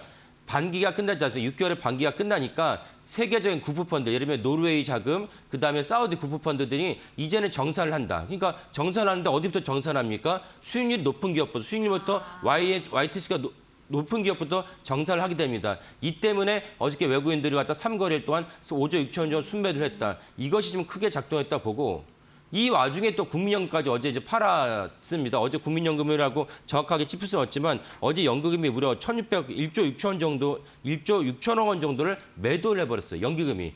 연기금에는 뭐 국민연금도 있고 경찰공제도 있고 다 있으니까 정확하게 국민연금인지 모르겠지만 국민연금으로 추정되는 이유는 무엇이냐? 제가 한번 말씀드린 적이 있었는데 연기금이 한 몇 주 전이라고 그렇던데 정책을 좀 바꿨어요. 그래서 연기금이 담을 수 있는 국내 포트에 대해서 비중을 늘렸습니다. 비중을 늘렸는데 적게 늘렸어요. 이게 무슨 말이냐? 3,000피 씌워졌으면 그 정도 연기금 늘렸다는 것은 수용 가능해요. 근데 지금은 6,000피, 7,000피, 9,000피, 1만 피를 바라보고 있는데 연기금이 아직도 2월 달 기준으로 이제 그 당시에 이제 연기금에 대한 포트를 갖다 늘릴 수 있도록 정책적으로 이제 바꿨습니다. 이런 것들은 연기금이 너무나도 조심스럽게 연기금이 이제 국내 주식을 딱 비중 늘렸다 볼 수도 있고 근본적으로는 연기금을 갖다 좌지우지하 우리 연기금 기금 운영위원들이 다 분야에서 참여하고 있지만 연기금을 갖다가 주로 이제 결정하는 분들은 기재부인데 기재부의 어떤 시각이 반영됐다. 기재부의 시각이 무엇이냐? 주식 투자는 위험하다. 위험한데 우리나라 국민들의 노후를 갖다가 책임진 연기금이 왜 국내 주식 비중을 늘리냐? 이런 시각이 반영되어 있다는 것입니다. 이런 것은 되게 잘못된 어떤 시각이고 기재부의 이런 시각을 바꾸지 않는 한 계속 이런 어떤 논의는 계속 생산이 된다. 그러니까 이거는 윤석열 정부 때, 그전에 문재인 정부 때, 지금 이재명 정부 때도 동일하다. 왜? 기재부는 안 바뀌니까. 이런 기재부에 대한 시각을 갖다 바꾸거나 기재부를 재교육시키지 않는 한 연기금에 대한 국민연금의 문제는 계속해서 살아날 수밖에 없다. 이 점이 어제 주식 투자의 또 다른 어떤 요인이었다라고 보고 있습니다. 그게 이제 쓴소리를 해주시긴 했는데 이게 어쨌든 지금 저희가 바꿀 수 있는 건 아니잖아요. 예, 예. 그런 측면에서 봤을 때는 그러면 SK 하이닉스의 하락폭이 더 깊어질 수 있다고 보십니까? 근데 이제 아까 말씀드린 대로 6개월 반기 정산은 이제 다가오니까 예. 6월 달이 이제 끝나면 사실 7월부터 다시 시작하니까 다시 시작 후기. 예, 외국인들이 어떤 그 매도는 이제 약해질 것을 보고 국민연금도 마찬가지죠. 국민연금도 계속 이런 뉴스가 쏟아지면 청와대 당연히 국민연금 측에다 야, 너 무슨 일을 이렇게 하는 거야? 나는 나갈 수밖에 없어. 아니 진짜 사실은 이재명 정부의 최대 내수는 치적자는 무엇입니까? 주가죠. 주가를 갖다가 최대 치적 내수는 아무리 지방선거가 끝났다 할지라도 사실 안 좋기 때문에 어느 정도는 이제 6월 말로 해서 어느 정도 이제 마무리되지 않을까라고 생각을 합니다. 알겠습니다. SK 하이닉스 참 걱정이 많습니다. 저희가 SK 하이닉스는 계속해서 주가를 좀 트랙을 해보도록 하겠습니다. 저희 히든글로벌에서 계속해서 좀 전해드렸던 부분이기도 하고 SK 하이닉스를 두고는 꽤 많은 투자 의견들이 계속해서 쏟아지고 있는 상황이기 때문에 여러분들께 SK 하이닉스 관련 뉴스가 나올 때마다 발빠르게 또 전달을 해드리도록 하겠습니다. 일단 오늘은 좀 마음을 좀 단단히 먹으셔야겠다라는 생각이 들고요. 이어서 두 번째 뉴스로 옮겨가 보도록 하겠습니다. 대표님 두 번째 뉴스는 어디서 가지고 오셨어요? 예, 로이터가 우리나라 상장사 중에 한 건 S1에 대해서 행동주의 펀드가 이제 실제로 지분을 갖다가 매수한 다음에 거기에 대한 구체적인 행동을 하기 시작했다라는 이제 보도를 했습니다. 행동주의 펀드가 특정 종목에 대해서 산 다음에 이 회사의 체질을 바꾸겠다고 나섰다는 것은 해당 종목의 주가가 움직일 수밖에 없다라는 관점에서 중요한 기사라고 볼 수 있겠습니다. 네, 행동주의 펀드 어디인가요? 예, 플래시 라이트이고 행동주의 펀드라고 말씀드리면 사실 모든 주식 투자는 낮은 데서 샀다가 해당 주가 올라가면 파는 것입니다. 그러니까 그런 점에서 행동주의 펀드라는 게 무슨 뜻이 있냐, 무슨 의미가 있냐라고 생각할 수도 있는데 행동주의 펀드는 구체적으로 이 회사가 저평가된 요인을 사전에 다 분석한 다음에 뭐 지배구조 개편이라든지 아니면 너무나도 많은 자산을 갖고 있는데 자산을 매각할 의사가 없다든지 그다음에 이사들이 사실은 정확하게 해당 업무에 맞는 이사들이 아니고 왠지 모르는데 이사들하고 차지하고 있지만 지배구조가 안 좋다. 이런 것들 정확하게 찝은 다음에 주주로서 이 욕을 갖다가 관철시킨 것이 행동주의 펀드입니다. 대표적 칼 아이칸이 있는데 이런 행동주의 펀드가 들어갔다는 것은 아까 말씀드린 대로 이런 요소들을 갖다가 개편하기를 원하니까 개편을 갖다 하면 결국 주가가 올라가고 회사의 체질이 바뀌니까요. 주가가 올라가면 그때 이제 행동주의 펀드에 들어갔던 펀드들이 엑시트를 하겠죠. 이런 것들이 어떤 그 순환이기 때문에 이런 관점에서 플래시라이트라는 행동주의 펀드가 S1에 요구를 했고 S1에서 어떻게 반응하는지 지켜보시면 좋을 것 같습니다. 네, 알겠습니다. 첫 번째 키워드부터 바로 열어보도록 하겠습니다. 첫 번째 키워드는 플래시라이트입니다. 이 플래시라이트가 그러면은 S1의 지분을 어느 정도 가지고 있는 건가요? 예. 그 로이터 보도에 보면 2% 정도 지분을 갖고 있다가 나왔습니다. 2%니까 적지 않은 금액인 거고 2%라는 수치가 중요한 이유는 무엇이냐? 물론 단 한 주만 있어도 사실은 정상적인 이제 그 상장사 경영진이라면 한 주의 주주도 소중하게 여기고 한 주 주주의 목소리도 잘 반영하고 귀담아 들어야 되지만 우리나라 상법으로는 1%가 넘으면은 다른 여러 가지 다른 주주와 다른 어떤 요구를 할 수 있습니다. 그 중에 하나는 무엇이냐? 주총에서 주주 제안을 할 수 있어요. 야, 주주 제한을 다 할 수 있는 거 아니냐? 그렇지 않습니다. 1% 이상 주주인 경우에는 이런 주총에서 이런 걸 다뤄주세요라고 주주 제한을 할 수 있기 때문에 그런 점에서는 유의미한 어떤 지분율을 갖고 있다. 플래시라이트가 2% 갖고 있으니까 유의미한 지분이다라고 볼 수가 있겠습니다. 알겠습니다. 그럼 두 번째 키워드 바로 열어보도록 할게요. 두 번째 키워드는 이 플래시라이트가 무엇을 요구했나입니다. 행동주의 펀드 말 그대로 이게 이제 지분을 가지고 있으면 그 회사에게 무엇을 요구를 했을 텐데 어떤 부분을 요구를 했습니까? 네. 당장 어떤 걸 얘기했냐면 S1의 그 임원들, 이사들에게서 어떤 이유로 왜 이 정도의 임금을 갖다가 책정했는지를 밝혀달라. 그러니까 이것이 그냥 뭉뚱그려서 이 정도 갖다 주겠어요 라고 말고 자세하게 어떤 이유 때문에 이 사람에게는 이 정도의 보수를 갖다 책정했다는 것을 밝혀달라고 이제 플래시라이트가 보고 요구했다는 것입니다. 그 말은 무엇이냐? 제대로 된 일을 하고 있는지, 이 회사가 월급을 지급해서 지급한 월급이 제대로 작동하는지를 살펴보겠다는 것입니다. 되게 중요한 것이죠. 만약에 그렇게 된다면 S1이 능동적으로 움직이면서 일을 안 하니까 사실은 매출도 안 오르고 일을 안 하니까 주가에 신경 쓰지 않으니까 주가 횡보하는 것이거든요. 이런 맥락에서 이사들에게 그런 요구를 했다는 것은 이사들이 압박을 받는 것이고, 두 번째, 아까 말씀드린 1% 이상 지분을 갖고 있는 주주들은 또 무엇을 요구하고 있느냐? 이사들이 제대로 일을 하고 있는지, 일을 하고 있지 않다면 회사가 이사를 상대로 소송을 걸라고 요구할 수 있습니다. 소송이 일단 걸리면 아마 화면을 보시는 많은 분들이 내용 증명만, 당사자로서 내용 증명만 날아와도 움찔하지 않습니까? 그럼 이사들이 소송을 갖다 주주들이 소송을 걸 수 있다는 것은 이사들 입장에서는 되게 심각한 것이고, 이런 맥락에서 지분 1% 이상 보유했다는 것은 되게 큰 사건이다라고 보시면 될 것 같습니다. 주가가 안 좋네요, 보니까. 네. 1년 지금 차트가 나가고 있는데 저 주가면은 제가 주주여도 화가 날 것 같아요. 그렇죠. 그러니까 그 어저께 이 원고를 갖다 준비하면서 S1에 대한 주가를 봤더니 어제 종가 기준으로 했을 때 1년 수익률이 무려 이제 그 4%밖에 안 됩니다. 근데 코스피가 특정 종목의 코스피 지수가 1년 수익률이 무려 172%이잖아요. 그러면은 코스피만 샀어도, 지수만 샀어도 주주들 입장에서는 172%의 수익률을 거둘 수 있는데 S1의 주주는 1년 수익률이 4.7%입니다. 그러면 사실은 S1 주주 입장에서는 코스피보다 무려 168% 하회했다는 것이니까 진짜 이제 속이 이제 불급을 끓을 수밖에 없습니다. 결국은 S1의 주가가 높다면, S1의 주가가 수익이 높다면 플래시라이트 같은 데가 스터디를 해서 여기다 주주 제한을 갖다 주주를 할 필요가 없는 것이죠. 가장 중요한 것은 주가가 낮았다는 부분이기 때문에 S1의 경영진과 S1의 이사들은 플래시라이트가 굳이 이런 요구를 하지 않아도 주가가 너무 낮구나라는 것을 되새기면서 사실은 다른 어떤 사안을 모색해야 된다라고 생각을 합니다. 알겠습니다. 주주분들도 참 마음이 답답하실 것 같은데 일단 이러한 이슈가 있었다라는 부분을 저희 히든글로벌을 통해서 전해드리도록 하겠습니다. 지금까지 히든글로벌 조호진 대표와 함께 이야기 나눠봤습니다. 말씀 고맙습니다. 예, 감사합니다.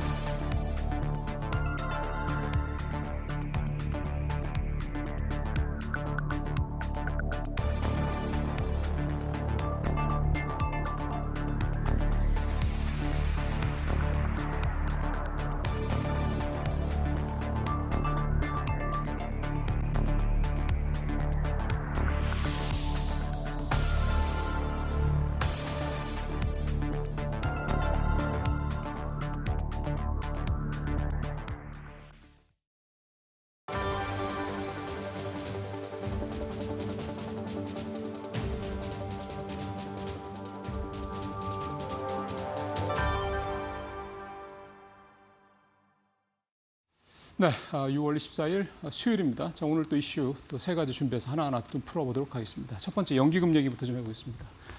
웬 뜬금없는 장도 급락을 했는데 연기금 얘기냐 생각을 하실 텐데 어제 장이 급락할 때 심리적으로 영향을 미쳤던 여러 가지 요인 중에 하나로 연기금의 60조 매물 폭탄 얘기가 이제 있었기 때문에 이 부분에 대한 오해를 먼저 좀 풀고 가야 될 것 같아서 이 얘기를 좀 준비를 했고요.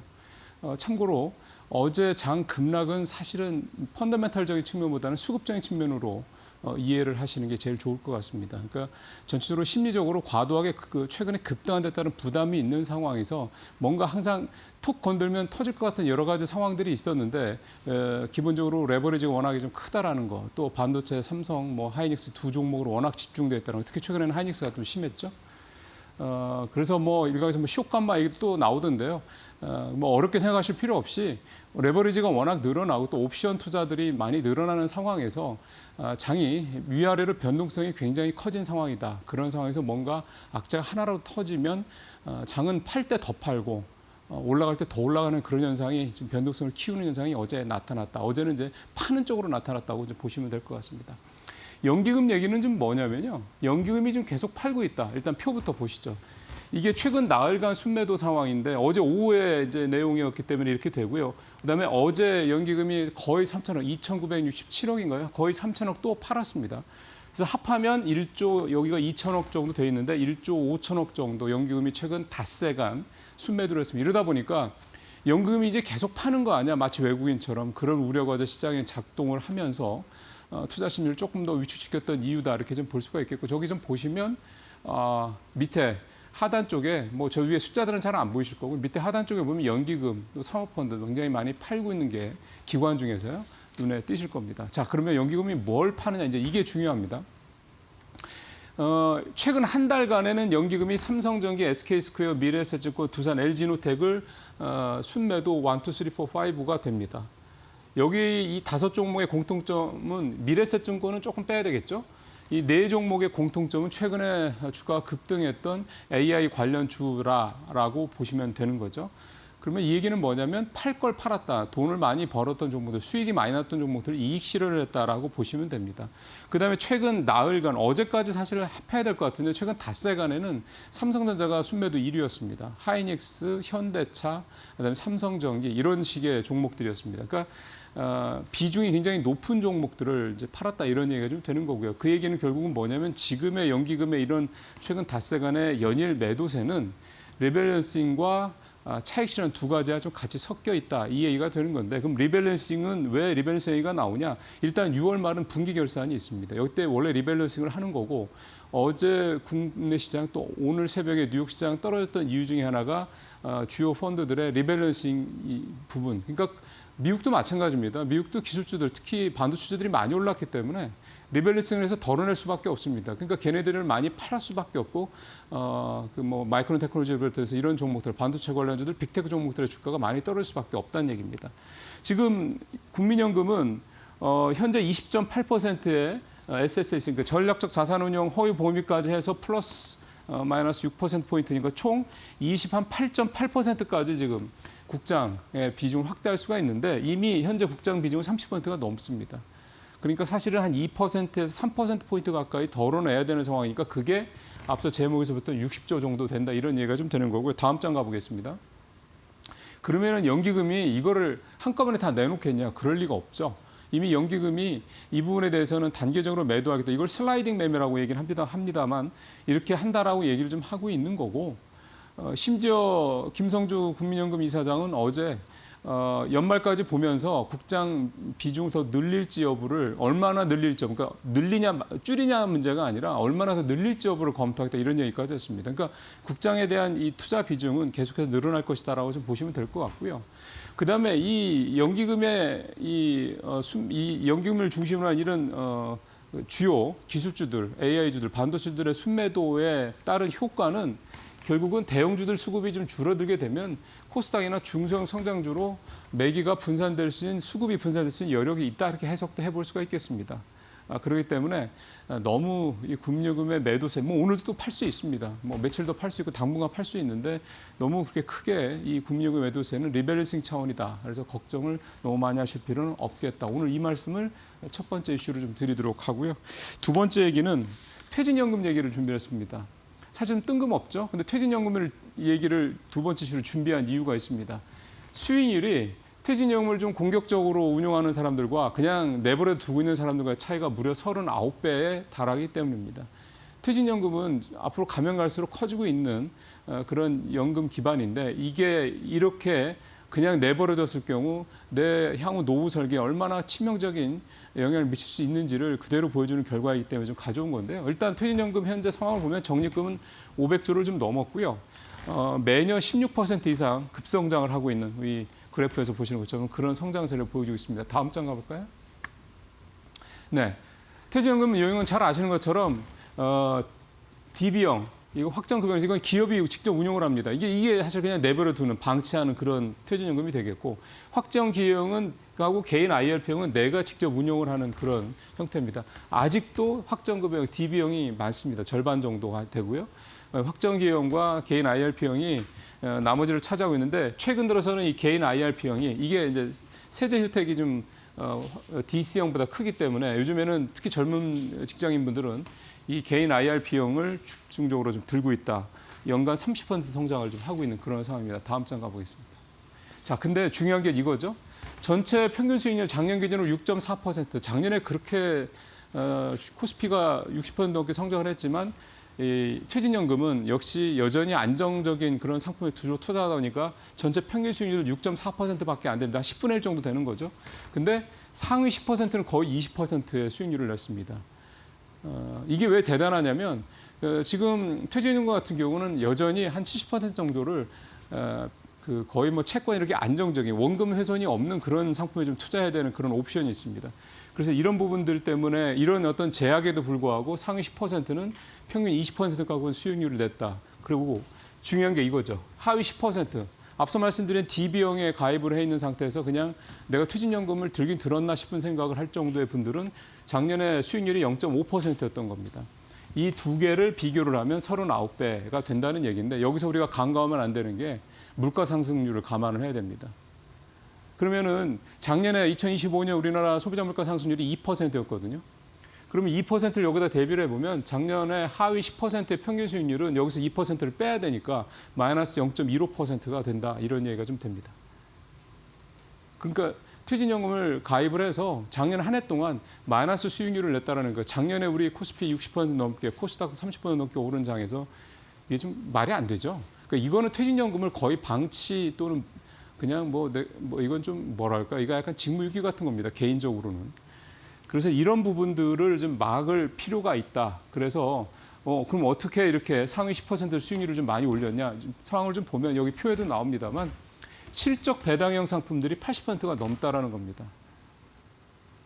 반면에 이 하위 평균 10% 분들은 그냥 뭐 연금, 뭐 그냥 정기 예금 뭐 이런 것들, 그다음에 채권 이런 거 투자하니까 수익률이 안 나올 수밖에 없습니다. 작년에 또 채권 수익률이 굉장히 안 좋았던 해이기도 하기 때문에 그런 상황들이 좀 벌어지고 있다는 얘기고 좀 보이죠? 실적 배당형 투자 비중이 84%. 반면에 하위 10%는 원금 보장형 또 현금성 자산 이게 74%입니다. 이게 좀 대단히 좀 우려스러운 대목이라고 볼 수가 있겠고요. 한 장 더 가볼까요? 지금 고용노동부가 이 퇴직연금 관련된 고용노동부인데요. 퇴직연금 운용에 대한 규제, 지금 현재 투자 한도를 주식형 펀드 70%밖에 못하게 하고 있다는 거, 채권을 무조건 30% 넣어야 된다. 이 규정을 철폐해서 주식형 펀드 관련된 위험 자산을 100%까지 하겠다라는 얘기를 좀 하고 있습니다. 이렇게 되면 두 가지 효과가 있는데요. 첫 번째는 국내에 굉장히 안정적인 대규모의 수급 기반이 하나 더 생긴다는 겁니다. 국민연금 외에도 퇴직연금이라는 거. 심지어는 퇴직연금도 국민연금처럼 그렇게 국민연금에서 아예 운용을 하는 방법까지도 얘기가 되고는 있는데 뭐 그게 실제로 현실화되기는 쉽지는 않을 것 같습니다. 그런 얘기까지 나오고 있고. 그래서 결국은 수익률을 높여야 된다. 그러려면 수익률을 높이기 위해서는 제일 밑에 보시는 것처럼 미국의 401K처럼 401K는 2022년 기준으로 86%의 지금 주식 비중을 차지하고 있는 것 이런 것처럼 이렇게까지 갈 수 있을지는 모르겠습니다만 어쨌든 주식 비중을 대폭 늘려서 위험자산 비중을 대폭 늘려서 퇴직연금의 수익률을 대폭 올려야 된다. 그래야지 지금 국민연금 하나에 너무 의존하고 있는 우리나라의 우리 근로자들의 국민들의 노후 문제 이거에 또 다른 하나의 안전판이 만들 수 있다. 이게 이제 현재 되고 있는 얘기입니다. 그래서 퇴직연금 갖고 계신 분들 지금 DB형으로 갖고 계신 분들은 이제 지금이라도 빨리 좀 손을 좀 바꿔서 손을 좀 대서 변화를 좀 주셔야지 이 좋은 시장 상황에서 뭐 엊그제 어제 급락했다고 그래서 우리 주식시장이 좀 꺾이는 게 아니니까요. 이 어떤 주식시장 상승기를 좀 잘 활용하셔야 될 것 같습니다. 자, 마지막으로 마이크론 테크놀로지 실적 전망을 좀 오늘 준비를 마지막으로 했습니다. 굉장히 좀 어닝 서프라이즈가 전망이 되고 있고요. 이 서프라이즈의 배경은 낸드랑 디램의 가격이 계속 오르고 있고 HBM 수요가 견조하고 전략적 고객 계약 SCA라고 하는데 이거는 LTA랑 또 다르죠. 이렇게 되고 지금 화면에 실적 가이던스가 좀 잘 나오고 있습니다. 그 골드만삭스, UBS 등등등인데 전체적으로 다 어닝 서프라이즈를 예상을 좀 하고 있는 그런 상황이고요. 에이전틱 AI로 전환 메모리 수요 확대, 또 서버 수요 여전히 확대, 이런 내용들 하고 있습니다. 다음 장 가보겠습니다. 아까 나왔던 내용을 좀 종합을 해서 보면 매출은 430억 달러, 최소 430억 달러, 골드만삭스 같은 경우는 480억 달러까지 보고 있고 주당 순위 EPS는 지금 맥스가 골드만삭스인데 주당 29달러, 제일 적은 것도 25달러 이상 되는 거죠. 다 상당히 좀 높게 얘기가 되고 있고요. 공급 부족이 지속될 전망이다라는 부분들, 적어도 내년까지는 되고 일부는 28년까지 갈 수 있다라는 거. 신규 팹 가동 시점이 2027년 중반이기 때문에 이때는 이제 공급 변수를 좀 고민을 좀 해야 된다. 이렇게 얘기가 좀 나오고 있는데요. 중요한 거는 실적이 어느 서프라이즈를 기록해도 주가 흐름은 또 좀 다르죠. 그래서 이 가이던스가 상당히 중요하긴 한데 뚜껑을 좀 열어봐야 될 것 같습니다.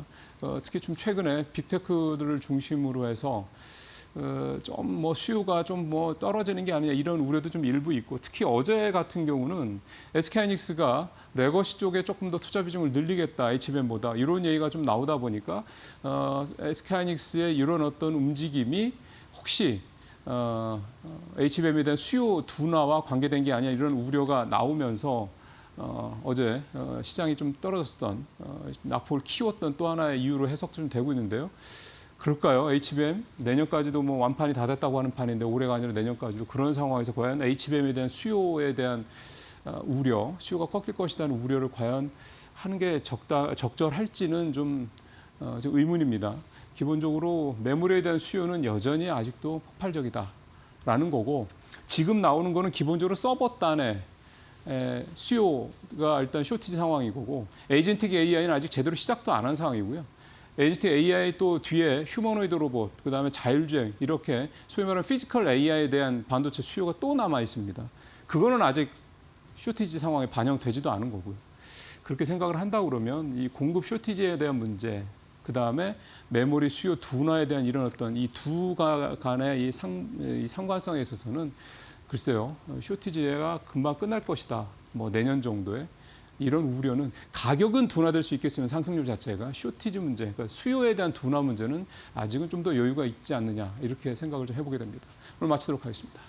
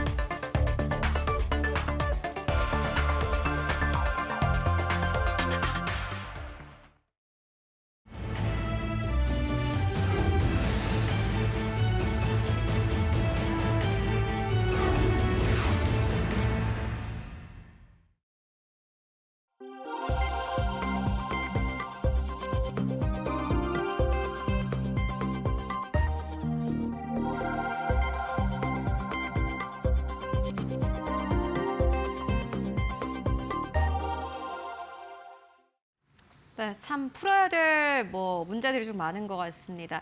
예, 코스피가 어제 10% 가깝게 급락을 했고 많은 분들이 이렇게 폭락 장세가 참 익숙하지 않으셨을 것 같습니다. 왜냐하면 최근 증시는 올라만 왔기 때문인데 오늘 관련된 이야기 좀 나눠보도록 하겠습니다.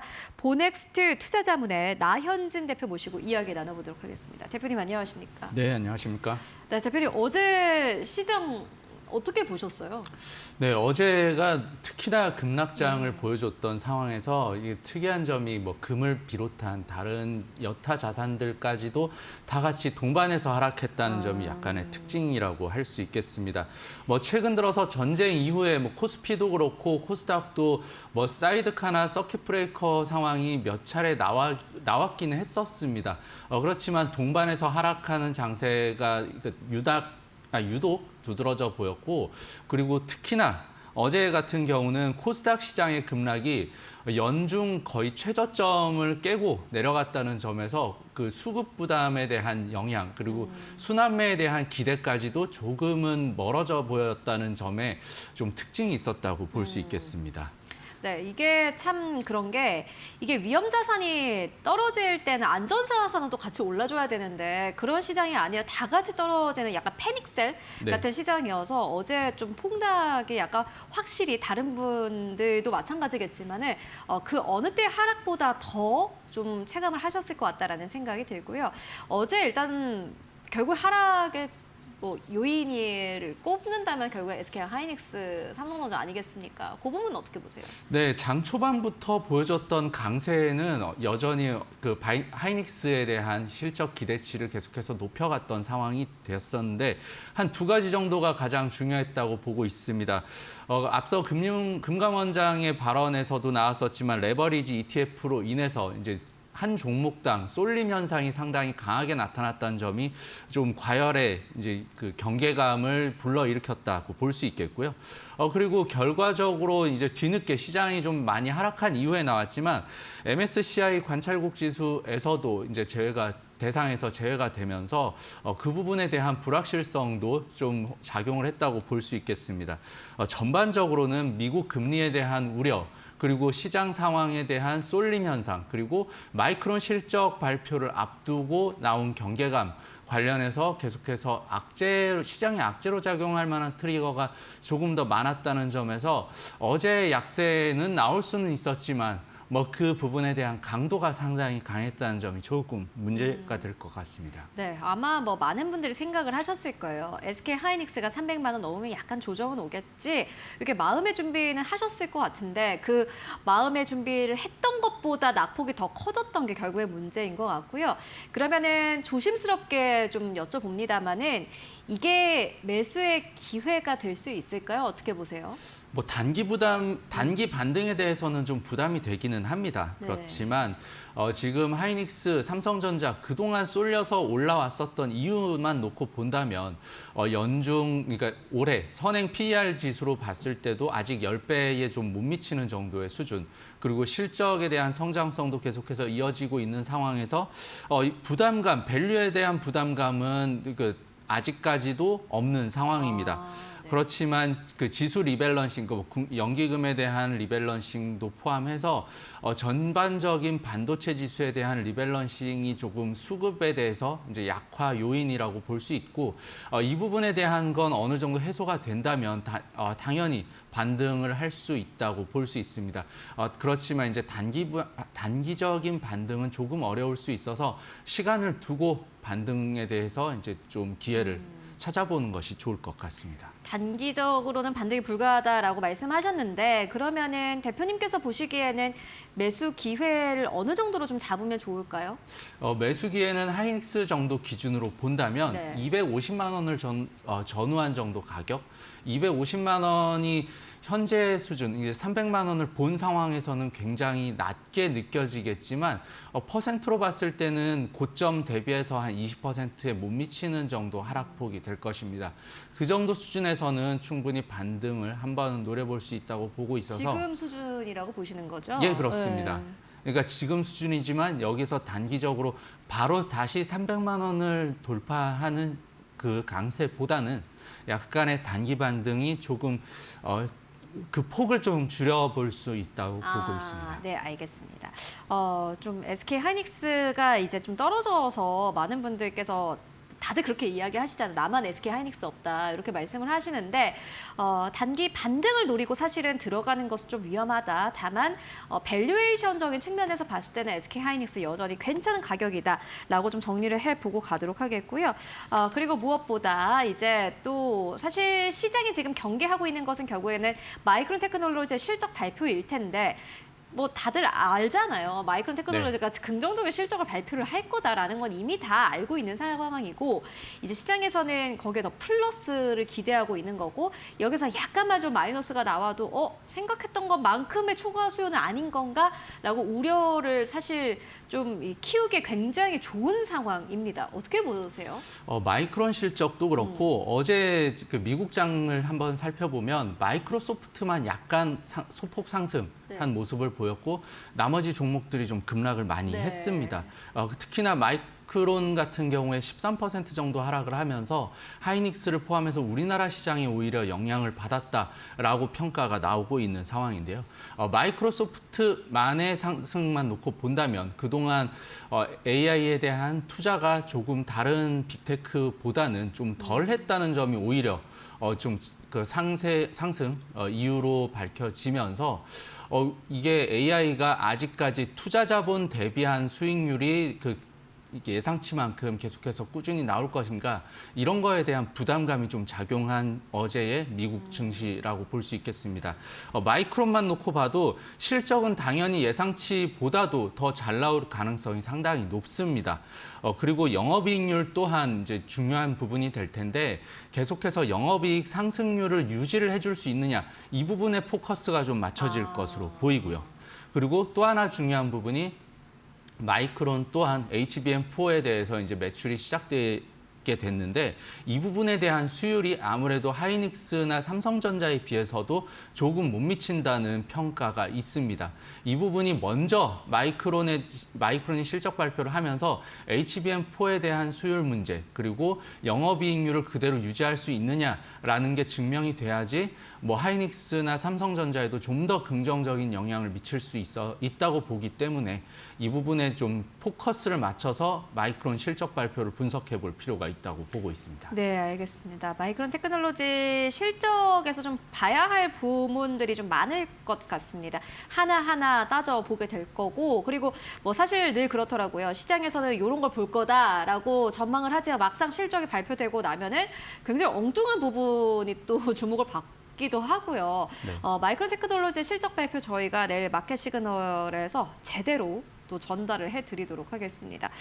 그리고 오늘 아침에 나온 뉴스입니다. MSCI 한국 이 지수가 여기 이제 선진국 지수 워치리스트 등재가 불발됐다라는 소식이 있었습니다. 요거는 오늘 시장 아마 악재가 되겠죠. 네, 아무래도 악재로 작용을 할 것으로 보이고 이 소식이 어제 이제 오후부터 나오기 시작했는데 여기에서 관찰 대상국이 1년 동안 유지가 되고 MSCI 선진국 지수로 들어갔을 때 나올 수 있는 수급 캐퍼가 훨씬 더 커질 수 있다는 점이 좀 긍정적이었습니다. 그렇지만 이 부분이 불발이 되면서 다시 한번 내년을 기약해야 될 것으로 보이고 이 부분에 대해서 수급이 미리 몰렸던 그 상황은 그렇게 크지 않기 때문에 여기에서의 영향은 좀 제한적일 수 있다라고 분석해 보겠습니다. 네, 알겠습니다. 큰 영향은 제한적이지만은 한국 증시에 어쨌든 간 단기적인 악재는 맞다라는 의견으로 정리를 해보고 가도록 하겠고요. 그리고 사실은 코스피가 이제 물론 지금은 종가 기준으로 8,200선입니다만은 종가 기준으로 이제 9,000선까지 넘어선 상황입니다. 코스피는 계속해서 고공행진 흐름을 보이고 있는 가운데 부진한 또 시장이 있습니다. 코스닥 지수인데요. 이 코스닥 지수에 대한 또 그래도 저가 매수라고 해야 될까요? 이것도 좀 기대감을 가질 수 있지 않을까 하는 생각이 듭니다. 7월에 꽤 많은 이벤트도 있고 이제는 좀 올 때가 되지 않았나 하는 생각도 들고 보니까 코스닥 내에서도 외국인 투자자들은 그래도 조금씩 좀 사는 종목들도 있더라고요. 네, 워낙 많이 빠졌었기 때문에 이제 코스닥에 대한 수급도 조금 기대해 볼 필요는 있다고 보고 있고요. 그동안 코스피, 특히 하이닉스와 삼성전자에 많이 쏠렸던 수급이 어제의 오히려 이제 강한 하락세로 인해서 좀 수급 여파가 계속해서 쏠릴 수 있다는, 그러니까 쏠리면 위험하다라는 징후가 포착이 됐다고 보고 있습니다. 그로 인해서 코스닥으로의 수급 이동 좀 기대해 볼 수 있다고 보고 있고, 마침 가격 또한 지수 또한 상당히 저점에 위치해 있기 때문에 이 부분에 대해서 좀 긍정적인 시각을 가져볼 필요는 있다고 보고 있습니다. 코스닥 같은 경우에 시장 변동성은 최근 들어서 계속해서 커지고 있지만 특히 반도체 소부장에 대한 이제 수급 여건이 상당히 긍정적으로 좋아지고 있다는 점이 주목해 볼 필요가 있고요. 그리고 공장에 대한 증설, 반도체 수요가 계속해서 증가를 하면서 반도체 공장에 대한 증설로 인해서 전공정 장비에 대한 수요 계속해서 증가하고 있다는 점도 반도체 소부장, 특히나 반도체 소부장, 그리고 2차 전지와 로봇, 바이오 쪽까지 포함을 한다면 코스닥에선 분명 저가 매수에 대한 메리트가 여전히 남아 있습니다. 네, 그러면은 코스닥 안에서 이제 관심을 가지고 계신 종목이 있는지도 궁금합니다. 워낙 또 코스닥은 사실 이제 뭐 반도체 소부장 쪽 얘기해 주셨는데 대장만 잘 가잖아요. 네. 어떻게 보세요? 관심 종목으로는 역시나 반도체 소부장 관련해서 리노공업이라던가 PSK, 그리고 로봇 관련해서는 로보티즈 정도를 로보티즈? 좀 꼽고 있는데, 다만 코스닥 시장이 강세를 나타내기 위해서는 2차 전지와 바이오가 같이 동반 상승을 해야 되는 부분이 좀 있습니다. 근데 이쪽에서의 모멘텀보다는 오히려 반도체 소부장 쪽으로의 수급 쏠림이 코스닥에서도 나올 수 있다라는 점을 예측을 해본다면 이 부분에 대해서는 약간의, 그러니까 시가총액 상위 종목들 군이 다시 한번 코스닥에서도 이번 하락 이후에는 상승 시기에 좀 바뀔 수도 있겠다라는 예상을 좀 조심스럽게 해보겠습니다. 알겠습니다. 그러면 사실 지금 코스닥에서는 작은 것들은 좀 보기 힘든 상황이다 이렇게 보시는 걸까요? 네, 코스닥 같은 경우도 이제 1부, 2부제로 이제 또 나눠지게 될 맞아요. 것으로 예상이 되고 있는데, 그렇게 된다면 오히려 1부에 들어갈 수 있는 종목군들에 한해서는 수급에 대해서 그동안 불안했었던 코스닥 수급이 이제 일부 시장으로 많이 쏠릴 수 있다는 점에서 본다면 일부 시장에 편입될 종목들에 대한 선점 기회가 현재 시기이지 않을까 이렇게 보고 있습니다. 네, 알겠습니다. 그리고 사실 이제 악재가 어떤 것들이 있나 봤더니 앞서 말씀해 주셨던 MSCI 이슈도 있었고, 그리고 무엇보다 금리 이슈가 있었어요. 최근에 뱅크 오브 아메리카가 이제 금리 인상 카드가 있을 거다라고 전망을 했거든요. 네. 이게 이제 금리 인상이 되게 되면은 지금 결국에는 시장이 AI 내러티브로 올라왔는데, 지금 이렇게 투자를 확대하고 있는 상황 속에서 금리를 인상한다? 뭔가 기업들이 더 부담이 커지는 거 아니야? 약간 이러한 좀 우려가 나올 수도 있고요. 이 부분은 어떻게 보세요? 네, 현재까지 놓고 본다면 유가가 어느 정도 안정세를 취하면서 이제 금리 인상에 대한 기대를, 그러니까 금리 인상에 대한 우려를 조금 덜했다라고 볼 수도 있겠지만, 그보다 더 중요하게 연준에서 보고 있는 지표, PCE 지표가 현재 나올 예정입니다. 개인 소비 지출 물가 지표를 말하고 있는데, 이 네. 부분에 대해서 3% 이상이 계속해서 여전히 나올 것으로 예상이 되고 있어서 이 부분이 연준에서 금리를 결정할 때 가장 중요한 요소 중에 하나가 됩니다. 그래서 PCE 지표에 대해서 이제 좀 아직도 3% 이상의 지표가, 그러니까 숫자가 나온다면 이 부분에 대해서 연준에서는 물가 안정이라는 가장 중요한 키워드를 놓고 봤을 때 금리 인상을 다시 한번 고려해 볼 수 있다. 라는 쪽으로 생각을 해볼 수 있고요. 그리고 금리 인상보다도 금리 인상을 한 번 정도는 할 가능성이 충분히 높지만, 이 부분이 연속적으로 몇 회까지 금리 인상을 하느냐, 여기에서 시장에 대한 영향력이 가장 중요할 것으로 보입니다. 최근에 물가 지표만 놓고 본다면 금리 인상을 조금 서두를 수도 있다라는 우려도 여전히 남아 있는 상황이어서 이 부분도 그 나스닥 또한 이제 고점에서 계속해서 유지를 하고 있지만 여기에서의 부담감으로 작용할 수 있다고 보고 있습니다. 네, 알겠습니다. 금리 인상에 대한 이야기까지 지금 시장에서 받아들이고 있으니 시장이 떨어질 수밖에 없겠다라는 생각이 듭니다. 그렇다면 오늘이 수요일이에요. 아직 수요일 시장이 열리진 않았지만은 뭐 시장은 저희가 늘 예측할 수 없는 거니까 오늘 뭐 하락할지 혹은 또 반등을 할지는 모르겠습니다만은 일단 하나 느껴지는 거는 이번 주 시장이 쉽지는 않겠다라는 생각이 듭니다. 상승하더라도 그게 쉽지는 않을 거고 분명히 왜냐하면은 하락했을 때 못 잡았다라는 어떤 포모 같은 게 분명히 올 테고 또 더 하락하면은 와 이제 진짜 추세 무너지는 건가 약간 이런 우려감 나올 수도 있을 것 같고요. 남은 수요일, 목요일, 금요일의 전략은 저희 시청자분들께서 어떻게 가지고 가면 되겠습니까? 한 두 가지를 꼭 시장 대응 방안으로 말씀드리고 네. 싶은데요. 아무리 시장이 급락을 했다 해도 레버리지 ETF에 대한 투자를 조금 지양하셨으면 좋을 것 같습니다. 여기에서 한두 차례 출렁임이 더 나오게 된다면 레버리지 ETF의 어제 같은 경우도 상당폭 하락이 나왔다는 점을 감안을 해볼 때 추가적인 하락세도 여전히 예상해 볼 수 있다는 점.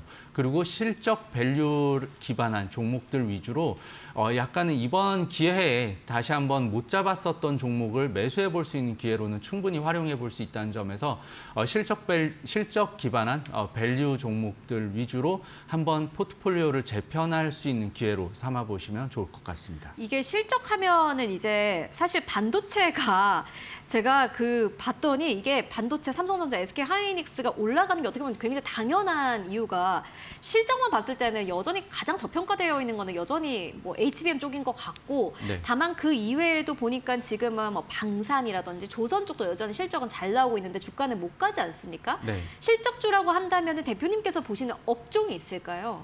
실적 중에서는 뭐 우리나라 시장에서 가장 실적이 저평가돼 있다라고 자신 있게 말씀드릴 수 있는 종목은 삼성전자하고 하이닉스가 여전히 그죠. 유지가 되고 있습니다. 그렇기 때문에 오히려 이제 뭐 다른 섹터를 늘리기보다는 반도체 쪽에서 아니면 반도체 소부장 쪽에서 한번 기회를 찾는 계기가 되지 않을까 이렇게 판단을 해보겠습니다. 알겠습니다. 굉장히 또 의미 있는 말씀을 해주셨습니다.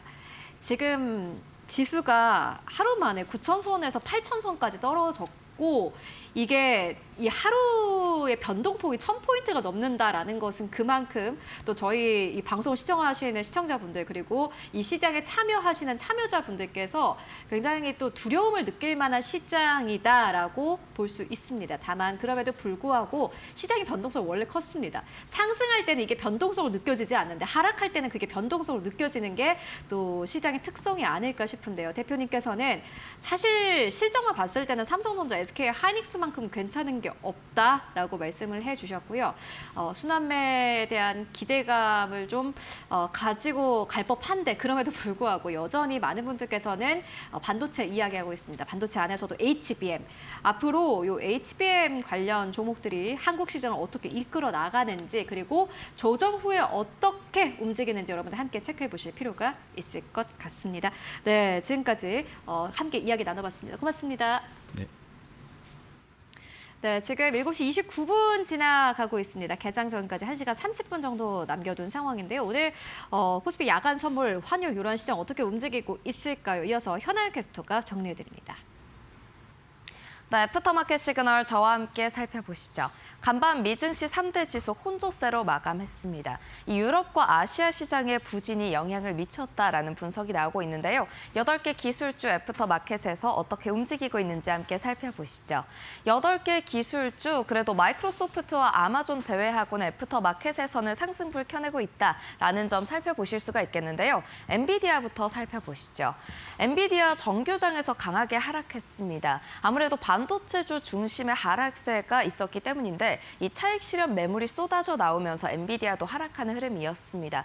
그래도 긍정적인 점은 바이오 컨퍼런스에서 이 AI 컨퍼런스 바이오 관련 이 개발 공개를 했다라는 점입니다. 그래도 0.57% 현재 상승폭으로 돌아서면서 $200 선 위로 올라와 있다는 점 체크해 보실 수 있겠고 아마존 프라임 데이가 시작됐습니다. 역대 최고치의 온라인 매출을 달성할 수 있을 것이다라는 전망 제시가 되고 있습니다. 정규장에서 1%대 상승했지만 현재 애프터마켓에서 소폭 하락하면서 $233 선에 거래가 되고 있습니다. 또 마이크로소프트 정규장에서 6%대 크게 상승불 켜냈습니다. 이 마이크로소프트 마이크로소프트 소프트웨어 이 업종 전반의 상승과 함께 상승해냈는데요. 현재 애프터마켓에서는 0.13% 소폭 하락하면서 373달러 선에 거래가 되고 있습니다. 또 스페이스X도 살펴보셔야겠죠. 최근에 두 차례 급락을 딛고 오늘은 반등에 성공을 했습니다. 스타폴 프로그램의 성공적인 이 시험 발사 소식이 전해지면서 상승폭으로 돌아섰는데요. 장중에는 한때 6%까지 상승하는 모습을 보여주기도 했습니다. 또 최근에 두 차례 급락이 있었기 때문에 저가 매수세가 유입이 됐다라는 분석도 나오고 있습니다. 현재 애프터마켓에서도 1% 추가 상승하면서 157달러 선에 거래가 되고 있는 스페이스X입니다. 또 알파벳 최근에 이 AI 관련 주요 인재들이 타 경쟁사로 빠져나갔다라는 소식과 함께 하락했는데요. 오늘도 2%대 추가 하락하다가 애프터마켓에서 그래도 반등에 성공해내는 모습입니다. 0.93% 상승하면서 349달러 선에 거래가 되고 있고요. 마이크론 정규장에서 큰 폭의 하락을 했지만 애프터마켓에서 그래도 다시 한번 상승세로 돌아서는 모습 보여주고 있습니다. 마이크론은 어제장에서 우리 시장 이 삼성전자와 SK 하이닉스가 부진하면서 그 영향을 받았던 점도 큽니다.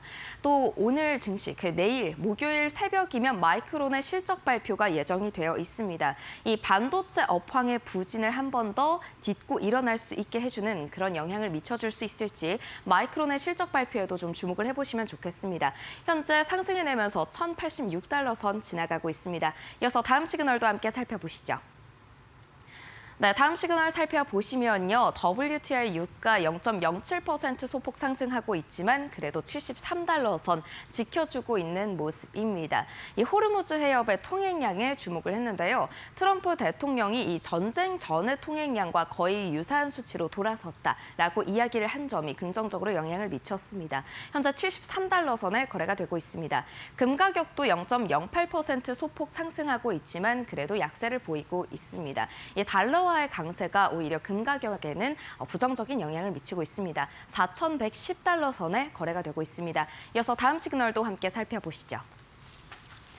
네, 국내 관련 주요 지표들 오늘 굉장히 팔았습니다. 코스피 200 야간 선물 시장 0.98%, 1% 가까운 하락불 켜내면서 1,400포인트 선을 내줬습니다. 1,327포인트 선에 거래가 됐고요. EWI 한국 ETF 강하게 하락했습니다. 12% 하락하면서 200달러 선을 내줬습니다. 192달러 선에 거래가 됐습니다. 또 필라델피아 반도체 지수도 크게 하락했습니다. 이 엔비디아와 마이크론 그리고 브로드컴까지 크게 하락세를 보였던 점이 이 지수 하락에 영향을 미쳤는데요. 7%대 하락하면서 13,400포인트 선에 거래가 됐습니다. 또 원달러 환율도 지켜보셔야겠습니다. 최근에 달러화 강세가 계속해서 지속이 되고 있고 엔화는 약세를 보이고 있죠. 이 속에서 원달러 환율이 어떤 흐름을 보일지 주목해 보셔야겠는데요. 최근에는 계속해서 1,530원 선에 거래가 되고 있습니다. 현재는 0.09% 소폭 하락했다는 점도 지켜보시면 좋겠습니다. 국내 관련 주요 지표들까지 살펴봤습니다. 네, 간밤 증시 3대 지수는 하락세로 거래 마감했고 어제 한국 증시는 삼성전자, SK 하이닉스 모두 다 하락했습니다. 다만 오늘 아침에 보니까는 KB증권에서는 SK 하이닉스 조정은 비중 확대 기회다라는 긍정적인 투자 의견 그리고 시선을 유지하고 있습니다. 이 AI 내러티브가 훼손된 건 아니어서 사실은 시장이 추세적으로 하락으로 가는 건 아니겠습니다만은 그럼에도 조정이 깊기 때문에 이러한 시장 잘 또 대응을 하시면 좋을 것 같습니다. 오늘도 성공 투자하시고 저희는 내일 더욱더 알찬 정보로 다시 찾아오도록 하겠습니다. 시청해주신 여러분 모두 고맙습니다.